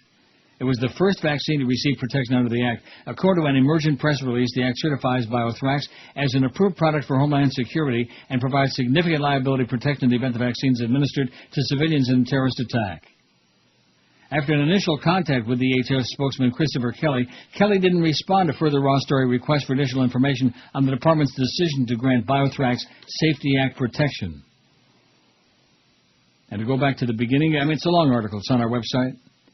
Two former high-ranking health officials with close ties to the Bush administration helped a Michigan-based pharmaceutical company secure sole-source, multi-million-dollar federal contracts for the purchase of its controversial anthrax vaccine. I just mentioned that in passing. Not that this whole thing isn't cooked up to rape and pillage the American public. And by the way, thanks again for low gas prices, Mr. President. Thanks for the memories. 1206, Chris. 1206. I just took a puke over there while I was busy talking about anthrax. And of course, you remember that the guy. Well, and then speaking of cheesehead, Tommy Thompson. Nobody talks about he's running anyway. And you want to know why? Because nobody noticed. It's just silly. Cheesehead's running. Oh, he drank water out of a creek. He was an outdoors guy. Yeah, and he died from the anthrax in the envelope, you jackass. You moron. You simpleton. Cheesehead. You fairy. Right, that too. Let's see, 1207. We need 93 votes. We got 53 minutes. That's way under 2 a minute. I think Chris has suckered you people into doing it again. I don't think he can do it. See, if I use the same psychology I used yesterday, they'll prove me wrong. Anything they can do to prove me wrong. And you know what? That's fine with me. And, talk about creatures of habit. Although there is a reason for it, though, because my maid shows up at 2 o'clock on Wednesdays. Which is why I did the Woodbine Wednesday thing in the first place. Right. Because I got to get out of here. But I got my shirt and my pantaloonies on now. It's only 107. Because ordinarily, where would I be going at 2 o'clock? Woodbine. Not today. Not today. No nickels, no pennies, no 2-penny machines, no dollar machines, no $5 machines. And see, the thing at Fallsview in Niagara Falls, their $5 machines are 3-coin machines, unlike any other place that's close to civilized. So instead of $10 a pop, it's $15 every time you hit the button. I see. So every time you hit the button, $15. So your money goes by like that. That's it. Yeah. In a heartbeat. Put a $100 bill in there. It's like you just farted. Farted. And Joyce heard it, smelled it, and Ethan Skolnick dealt it. Seriously, what are we going to do about this sports writer disease that's infected WQAM? It's obviously destroying the radio station. Are we going to sit back and not do something about it? What are you planning on doing? H-bomb, something. I don't know. F-bomb. How about dropping a few F-bombs? Okay. We'll play that Let's bit start. a couple more times. Yeah, there you go. He's the man. What is he saying? Buy some land, buy some land. Oh, buy some land. F-spinning rims. Buy some I beg land. your pardon? Buy some land instead of spinning rims. Oh, I see. Instead of that rim job? That's right. 12:18. Talk about a chunk. What the hell just happened there? I didn't even hit the thing. Boy, when they start pouring in like that, you know what? You know that we've achieved greatness, man. And in spite of all the, I think that we're getting like a certain sympathy vote out there. People who hate the show hate me like poison and wish I would croak any day now. I think they're tuning in because of the fact that they're so pissed off about Joyce. Don't you think? I'm pretty sure that's what it is. And, of course, Castronova giving us all that publicity, you know. Ain't no Fart sounds anymore. Thanks to that smelly, nasty hoe. Ain't no fun sounds like before. Like before. Ain't no fart sounds anymore. 'Cause some stinky. Yeah. Right. Well, I mean, I could have let it go a little more than that, but, better be on the safe side, right? Yeah. When in doubt, bail out. That's what I'm suggesting. When in doubt, bail the hell out. Let's see, did the Marlins actually win a game last night or what? 9-5, I believe. They beat the Cubs? Yep. Marlins and the Cubs at Chicago. Oh, Christ, how come that couldn't have been a day game? The Cubs play most of their games in the daytime.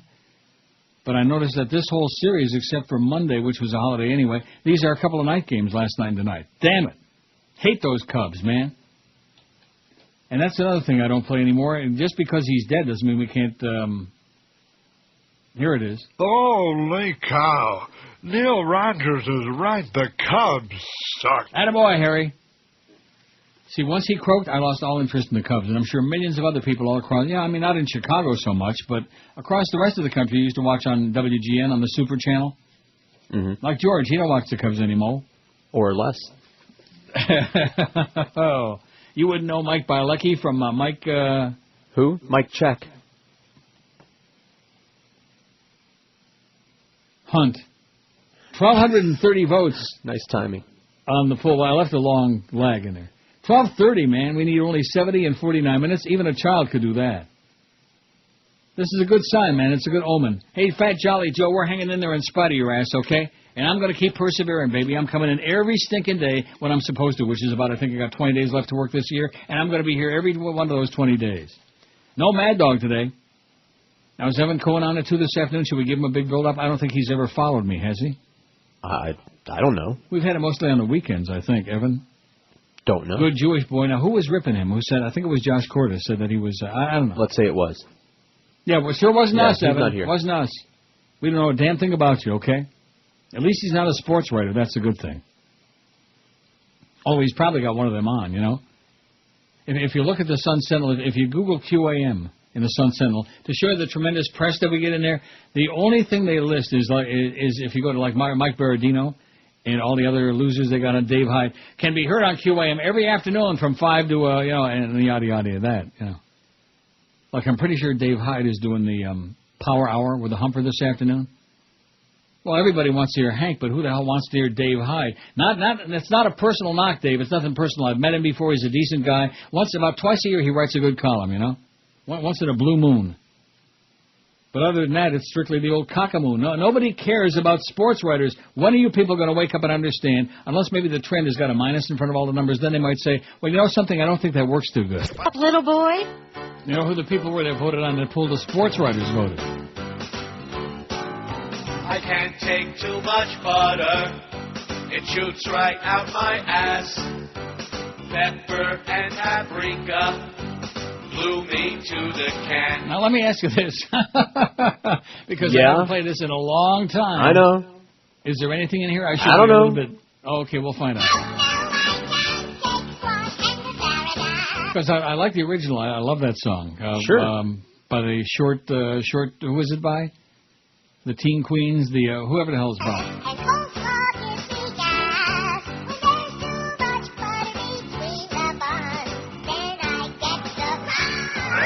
I can't take too much butter. I can't take it at all. New beats. My ass burns from New beats. olestra and especially sorbitol.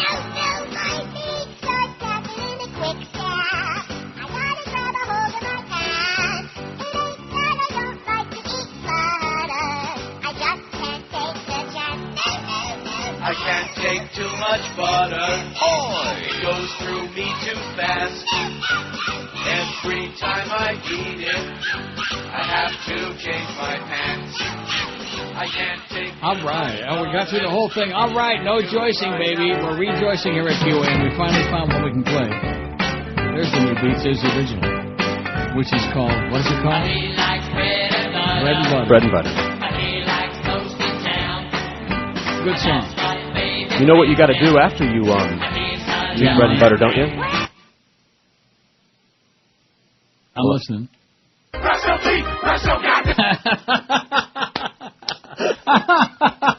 right. Brush your mother's scratching teeth. That's right. All What right. other kind are there? I don't know. Everything seems to be mother's scratching. Mother's doing a lot of scratching. Maybe she's got fleas.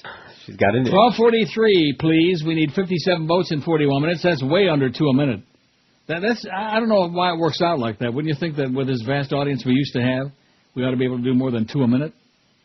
Although, of course, with that, isn't that still the AOL factor? Is that ever going to change, or is that going to be like hung around our necks like a noose forever? Until they go away. Is it going to go away? I don't know. There's still some old people out there using it. Yeah, we hate AOL like poison. It's for losers. It's for geriatrics. People even older than me. That's right. That's old. I wouldn't. The day that I would use AOL would be the same day I go back to Internet Explorer. I'd have to be a crazy person. And remember the early days back when we had an audience, when Firefox was first getting going, and we helped to make it popular, and they had the list of all the sites that were getting the most Firefox subscribers on it, or whatever, users. And we were always in the top, like, whatever, you know. Of course, that was back in the day before Fat Jolly Joe came from Raleigh and decided to, like, team up with Joyce. 12:43 on there, man. It's just, and Eric, he's breaking it. Every day we go, why can't he just let it all come on through, huh? He likes to give you agita. I don't need that, man. Stress kills. Maybe Eric thinks he's in the will, too. You're not in it, Fatso. Only a select few in my will. And let's stop talking about that on the air, okay? It's really gauche. You know how that all got started, don't you? No. The hell you don't. With that jackass Jacob. That's what started all that crap. Oh, that. And I read that thing on air, and I personally myself was pretty proud of myself, not for making the bonehead deal, for like doing something so impetuous and stupid, but for like fessing up to being impetuous and stupid. Oh, it's a fag thing, and of course automatically, and you were right, you told me. Everybody and their brother was going to assume, whatever, and whatever. Yeah, whatever is right. Whatever is right. Well, whatever you want to think. Go ahead and think, you know. Brush your teeth. That's right. Brush your teeth too. Brush your mother's scratching teeth. And read a mother scratching book while you're at it. After years of high-stakes legal... I could watch that thing all day. Maybe that's what I'm going to do when the maid finally gets out of here. Yeah. Brush your teeth? I'll come back, and I know I'm not going to brush my teeth. I'm going to watch them singing about brush your teeth. Brush your mother scratching teeth. See, when I was a little kid, I never realized that mother was just half a word. Yeah. And then when I lived in Detroit, I discovered very fast that it was only half a word. After years of high-stakes legal wrangling, a lawsuit stemming from the gruesome deaths of 4 U.S. contractors in Iraq is moving behind closed doors in an action seen as an important precedent for the booming private security industry. The suit for wrongful death and fraud was filed in January 2005 against Blackwater Security Consulting, one of scores of companies now fielding close to 130,000 civilians who work alongside the U.S. military in Iraq, where Drew Lieberman was visiting earlier today with his stupid helmet on and looked like an idiot, more so than usual. Generally, their contracts stipulate the contractors assume all risks, injury, death, disability, and waive their right to sue. The risks are considerable. The latest government figures say 916 civilian contractors have been killed from the beginning of the war in Iraq in March 2003 to April 30th. About 30, man. Of this year. Despite the risks, security companies say there's no shortage of applicants attracted by high pay and a taste for adventure. Contractors, Americans, Iraqis, and nationals from more than 30 other countries perform jobs from guarding senior U.S. officials to translating, cooking meals, driving trucks, cleaning toilets, and servicing weapon systems and computers. Cleaning toilets. Contract language is explicit, and in the case of Blackwater, releases the company from any liability whatsoever, even if it's the result of negligence, gross negligence, omissions, or failure to guard or warn against dangerous conditions. All of these things. The suit was brought by the families of 4 civilian contractors shot in March. What did I say, shot? That's not bad. Shot in March 2004 by Iraqi insurgents who burned their bodies and hung the charred remains from a bridge across the Euphrates River in the city of Fallujah. Televised images of the scene with jubilant Iraqis shaking their fist in triumph shocked the U.S. and prompted an all-out military assault on the city. Let's kill them. They're making fun of our guys. Let's go kill them. In an unusual decision last week, James Fox, a senior district court judge in North Carolina, where Blackwater is based, ordered the case out of the courts into arbitration. Lawyers for both sides declined comment on the move, but Blackwater spokesman Ann Terrell confirmed that the hearings would begin soon under the rules of the American Arbitration Association, a private group whose proceedings are confidential and its rulings binding. This is a very important decision, said Jeffrey Adicott, a retired Special Forces lawyer and director of the Center for Terrorism Law at St. Mary's University in San Antonio. It's a recognition that the contract is ironclad and that its terms absolve the company of liability. In future cases, this will be cited as a precedent. But some legal experts see the removal of the Fallujah case from the judicial process as an ominous development. It's ominous, baby. This may be a victory for the Blackwater legal team, but it's a defeat for the principle of transparency, said Eugene Fidel, an expert on military law and president of the nonprofit National Institute of Military Justice. This means that the shadow army of contractors will slip even further into the shadows. Both sides have engaged high-level legal teams. When lawyers for the families of the 4 contractors first brought the case, they said it was meant to send a message to all contractor companies in Iraq. Like Joey Zaza, we're going to send a message. That's right. The suit alleged that Blackwater broke explicit terms of its contract with the men by sending them to escort a food convoy in unarmored cars without heavy machine guns, proper briefings, advance notice, or pre-mission reconnaissance in teams that were understaffed and lacked even a map. Since the case began making its slow way through the legal system and eventually into arbitration, the number of contractors working alongside U.S. military in Iraq has increased by an estimated 30,000. About 30, man. And some experts say the rapid growth has tempted companies to cut corners. Standards have been slipping, not for all, but for some, in training and the quality of staff, said Robert Young Pelton, author of the book License to Kill, on the private security industry drawn from 3 years of travel through the conflict zones. License to Kill. You got your James Brown with License to Chill. How's his body doing, by the way? Is it still chilling? I don't know. On ice? That's a good question. Well, let's find out. Let's do a little investigative work here. What do we got on this turkey here? 12:52. What are you thinking? We need 48 votes in 35 minutes. That's very doable the way this crowd goes with us. And, of course, you know that a whole bunch of people are holding back till the ass end, you know? We got it. Just to put that pressure on, just to stress me out. When in doubt, stress him out, baby. Get that blood sugar up to about 450. Get him on the edge of like a stroke right on the air. Although I've done that. Stroked it on the air? I didn't have it on the air. Yeah, I stroked it on the air. I didn't have it on the air, but I worked the whole show. Were you there that day, or was it Marvin? No, it was pre-George. It was who? I was working at the station, but not with you in those days. At IOD. I had a stroke in my sleep the night before, and I came to work, and I was like slurring my... And nobody... I said, I think I may have had it because it was my second, TIA, the second, mini stroke. And finally a nurse called in and said, you better get your ass to the hospital because you've had a TIA and you better, you could croak right there and there. Remember that? No, you don't. Croak rhymes with stroke. And, of course, Disney and that crowd, did they give a crap? Of course not. Oh, how come he's got to take 2 weeks off? That was back in the Saul Foose days when I had like a real agent with larceny in his heart, but at least he wasn't double billing me. You get a lot of it. Sports! With Neil Rogers on Sports Whole Radio, WQAM. No. Tonight on Bravo, James Lipton hosts Inside the Cartoon Actors Studio. He is Frostbite Falls' favorite son. Ladies and gentlemen, I give you Bullwinkle J. Moose. It's great to be here on the campus of What's the Matter, You? As a child, Bullwinkle, you fancied becoming a magician.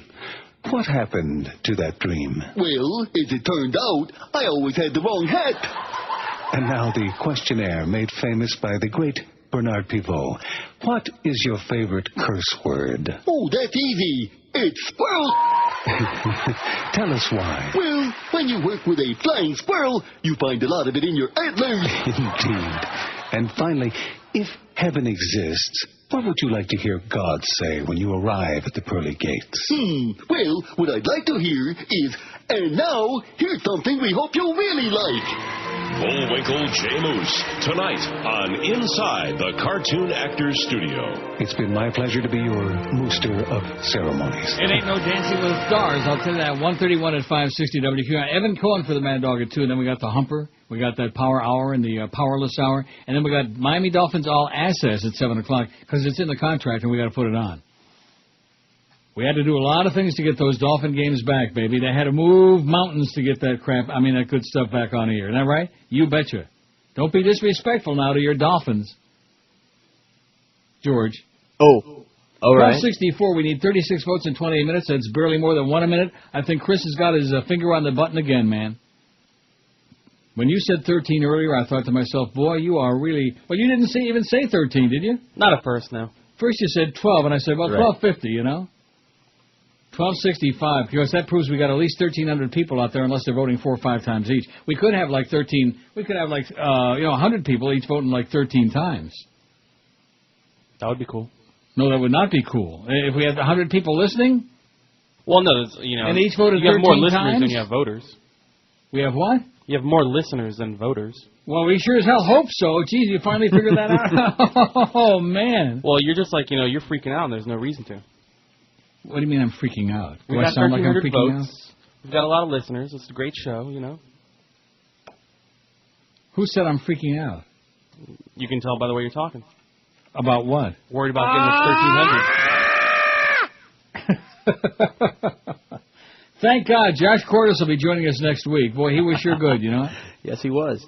He was great. The audience loves him. 1267, you need 33 votes, Fatso. Don't try to change the subject now, okay? I'm freaking out. Stop. Okay, I'm not freaking out. I'm confident.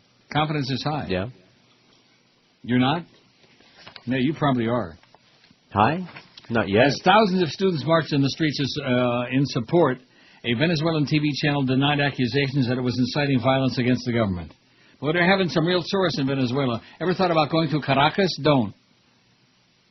Well, I couldn't get out of that place fast enough. I thought to myself, I'm here in a sea of cockroaches. God, I couldn't believe it. It was just teeming with people and just like, oh. President Hugo Chavez's administration shut down one station that was critical of him and has opened an investigation of the remaining opposition station, Globovision. Globovision's director, Alberto Ravel, was unimpressed. We're not going to change our editorial line that we're not afraid of the threats from this government, he told CNN. You know what's going to happen to Alberto, don't you? Good. In a news conference and a posting this week on the government's website, Minister of Communication William Lara described 2 incidents he said were provocative. First, Globovision Citizen program on Sunday followed an interview with the outgoing Director General of the opposition station, Radio Caracas Television, with video showing images of the attempted 81 assassination of the Vatican Pope John Paul II. As the video played, Ruben Blades could be heard singing, "This doesn't end here." The television company in that specific fragment of its programming committed the crime of inciting to assassinate in the person of the chief of state of Venezuela, Lara said, referring to Chavez. That was the objective. They didn't get Papa, but you go, boys. The program aired on Globovision. RCTV had the nation's widest audience, counting 10 million of Venezuela's 26 million people as viewers of its programming, which included soap operas as well as news. Every Spanish-language country has got to have a bunch of them telenovelas with the big boobs. That's right. It's the law. In a written statement directed to Globovision, Chavez said they've accused me of fascism. Well, it is they I accuse of fascism. They're trying to make this seem as if the world has ended. They don't know the poor things. They're the ones being manipulated, the poor things. Chavez announced in January that the government would not renew RCTV's license. Kind of like what they're doing in this country now, okay? Not that they're chilling free speech or anything like that. They have to be a little more subtle here, but not much. Right. I think we ought to send Joyce to Caracas. Good place for that bitch. Ooh. Yeah. Because I hear... She blows. That's the rumor going around. Chavez accused the station of supporting the failed 2002 coup against him and violating broadcast laws. RCTV, which had been broadcasting for 53 years, was replaced by a state-run station, TVS, on Monday. Thousands of students from four colleges took to the streets of Caracas on Monday and Tuesday to make their complaints public. And, of course, the police turned the hoses on them, man. They hosed them. The U.S. State Department objected to the actions against news outlets. Freedom of... And this is the pot calling the kettle pink. What a joke. Freedom of expression is a fundamental human right, said State Department spokesman Tom Casey. It's an essential element of democracy anywhere in the world. Right. Well, when are we getting it back? Somebody better send Joyce that bulletin that freedom of expression is a fundamental human right. Bitch. And we certainly call on the government of Venezuela to abide by its commitments under the Universal Declaration of Human Rights, said Casey, and the Inter-American Democratic Charter, and to reverse these policies that they're pursuing to limit freedom of expression. Laura also criticized the U.S.-based CNN family of networks for broadcasting video showing anti-government demonstrations, followed by images from Acapulco, Mexico, that showed protests against the death of a Mexican journalist for juxtaposing Chavez to video showing the body of an alleged al-Qaeda leader and protests in China. CNN lies to Venezuela, he said, adding that the worry is that journalism is being used to present political propaganda under the guise of news in a systematic manner. Oh, wouldn't that be a first, huh? Journalism being used to present political propaganda under the guise of news? We never heard about that, did we, in the USA? No. In a joint written statement, CNN and Espanol and CNN International said they categorically deny the accusations. You lie, and we deny. Yeah, but they lie. And that Wolf Blitzkrieg, man, I'm going to tell you. He's enough to cause anti-Semitism all over the world. Bastard. And pedantic. Oh, my God, is he pedantic.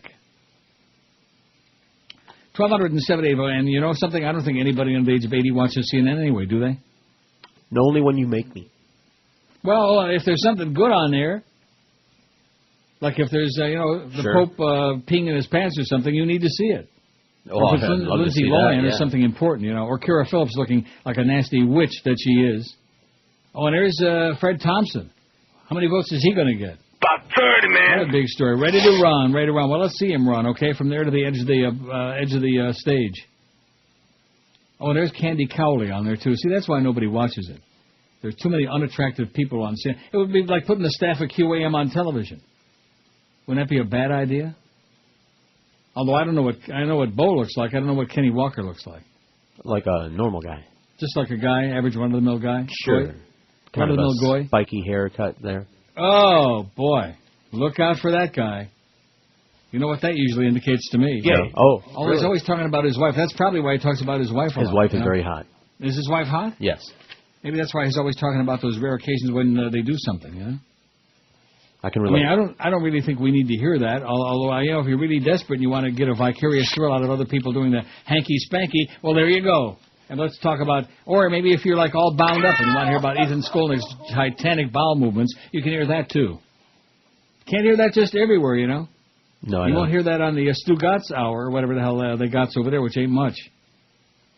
1281, man. We need 19 votes in 21 minutes. It's less than 1 minute now. Now we're to that nitty-gritty. It's kind of schmitty. That maid, I'm going to tell her I need about 5 or 10 minutes because I got to watch that thing again. How long is that? Read a book. Read a book. 3.5 there. How long? About 3.5 minutes. Oh, 3.5. Or less. Going to take you about 3.5 hours to put the bleeps in that baby. Picking up dudes' merit badge. I want to be the leader of the Beaver Patrol. I want to hike and camp and shower with all the other little boys. You know something, folks? The Boy Scouts never used to be about sex, but now all that's changed. Hi, I'm Admiral Sanders, spokesman for America's #1 juvenile paramilitary group. If you're a little bugger whose hormones are just getting out of hand for boys or girls, then I want you to join me in the scouting experience. We've changed. A scout is trustworthy, loyal, horny, And we want you. alone, in a tent, wearing khakis. So just remember our motto. Be prepared to run like hell if skinheads show up. And get your cute little keister down here today. Okay, I think Eric's got his foot heavy duty on the brake, man, just like in the Hitcher. Wow, 1285, and we're like shoo-in, but all of a sudden it's just stuck there. It stunk there? It stunk there. 1285. 1287. See, as soon as I outed him on the air, all of a sudden he let up a little bit. I see. He took his foot off the pedal a little bit. I see. Because that gas is sure expensive to run that thing, that generator he's generating up there in Orlando. Generate us 13 more votes, Fatso, and cut the crap. Now, notice Chris is real quiet now because he was like, don't ever take it for granted. That's a lesson learned from the oldster, okay, from this old fart. Don't ever take anything for granted, especially in South Florida, okay? You know, I had it was hysterical. I had an email from a fairly new MySpace member a couple of days ago, some old fart like me. And he said to me, he was asking for, like, is there any way I can get an autographed picture of you and George or whatever? And so I told him to send an envelope to the station. I gave him the address. And he said to me, he says, you must get tons of fan mail. Yeah. Tons of fan mail. We get ones of fan mail. Yeah. One or two a day. An IOD, which was like a real radio station with a real address and everything that people knew, we used to get not tons of mail. Although when we did those Camilla's House fundraisers, we got tons of mail. But at QAM, if we get like one letter every 3 months, and usually it's hate, like that. Am I right? Right. You open up the envelope and it's like that. And once in a while, just for variety, it's like that. We get tons of fan mail. Not that we need it or we want it or, that really, we'd rather have them fill out their diaries and, give us that support. But nevertheless, I thought to myself, what a silly, he intended it as a nice comment, He was sucking around. Right. But we get tons of fan mail. Yeah, in fact, we have to have a whole staff. We have two secretaries working just to handle the fan mail for the Neil Rogers Show. Not to mention, I'm sure, all the other shows on QAM. With that heavy-duty promotion we got out there. And by the way, if anybody ever sends me another billboard, tell me about how the bastard and Stugatz got the bill, another email rather about the billboard they got with the pigeon droppings on it or whatever. Like we don't know that. Oh boy. Yeah, I got an email about that last night. God almighty. No wonder I was so depressed. Oh, some pigeons dumped all over that. I thought you'd love hearing that. Yeah. 1294. We need 6 more. 6 more. And we got 13 minutes to do it. That's like 1 vote every 2 minutes for crying out loud. Why do they do this every single day, I know Eric's, he's potchking around with it, don't you think? They like to mess with your mind. Well, my mind doesn't need any more messing, okay? I think I've done really stellar today, How about your soul? My soul needs some saving, man. I'm telling you right now. My soul needs some real help. Needs a lot of work. Sold out. Oh, speaking of soul, tomorrow, don't let me forget, George, to send my talent check for me. I'll write it down. That's the soul I'm talking about. The sole reason that I'm here, man, and that's give me the money, give me the money. Some of these guys with their give me the ball, I want give me the money instead. Okay? And read a book, read a mother-scratching book between now and tomorrow. Not a sports page. Not a sports page, not a comic magazine, book, not a newspaper, a book, a mother-scratching book. A top aide to the White House political advisor, Karl Rove, has cleared out her orifice. According to a report in this week's Monday's Washington Post, Sarah Taylor, Rove's top lieutenant, has seen her name brought up in recent months in congressional hearings relating to the firing of those 8 U.S. attorneys. Taylor, 32, is one of the first people put on the payroll of the Bush campaign, writes Michael Fletcher in the new At the White House column. Taylor cleared out her office early last week. She plans to take her skills to the private sector in Van Moose.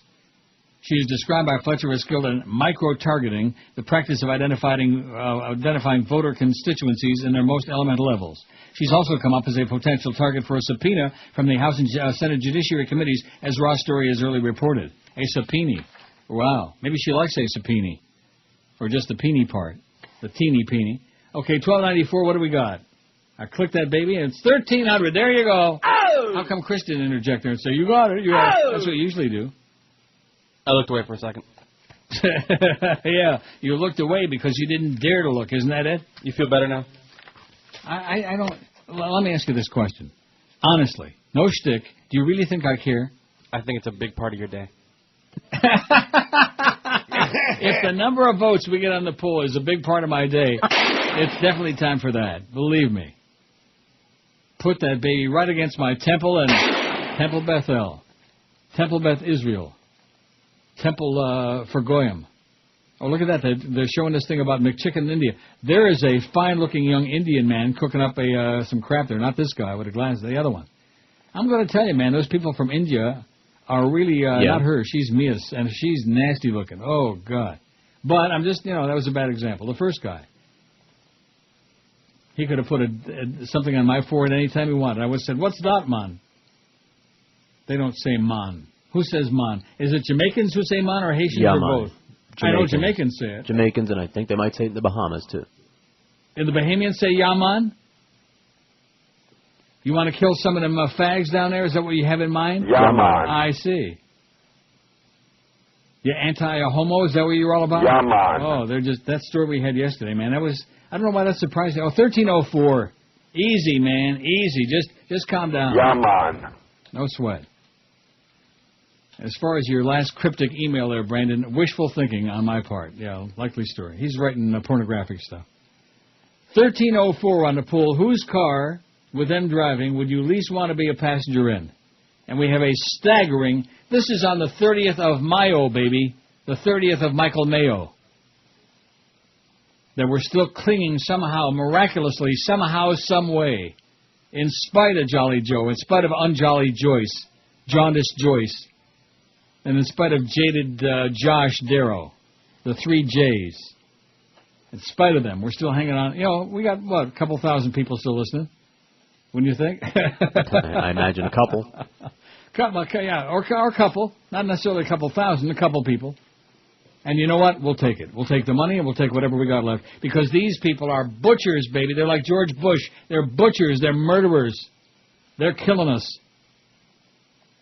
And the next time I hear about some flunky-ass sports writer from this horseball town being on one of our sports shows, I can't believe that Mandish is allowing that, you know? I can't believe it. A butch guy like him. Of course, he only works like 7 days a year, so what does he care? He's got, and you know where he learned the right attitude about the whole deal? You? That's correct. Oh, God. I was his teacher. I taught him. Just take the money, baby. Whatever kind of a deal you'll sucker him into, just take the money. Take the cash. Speaking of that, by the way, did Chicken Neck ever get the rest of he got his cash? The rest of it, no, just that amount that the $800 you heard about. Although I will be seeing him later on, I'll ask him about it. Yeah, ask him. And I don't want to get any more damn emails from him. Oh, jeez, what am I going to do? You know.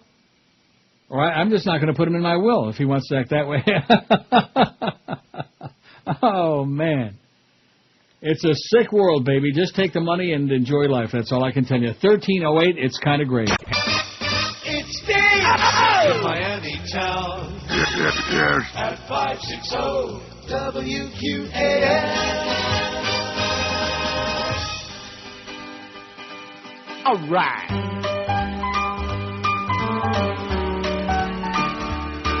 Don't like all the heartburn. Every time I see that retarded dimwit on my TV.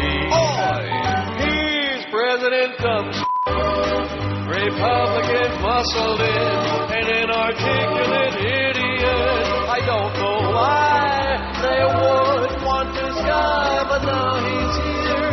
We're screwed the next 4 years with President Dumb. Absolutely. Oh, what I get to count votes once more and get who we all voted for. Why did you want this? Lips drumming, stupid geek. Mindless, drunk, and rich kid. He's even dumber than me. He's President Dumb. You don't care what it took. You got him in by hook or crook. The Christian right knows what's best for you and I, but have no fear. We've got a great leader here. Boy! With President Dumb.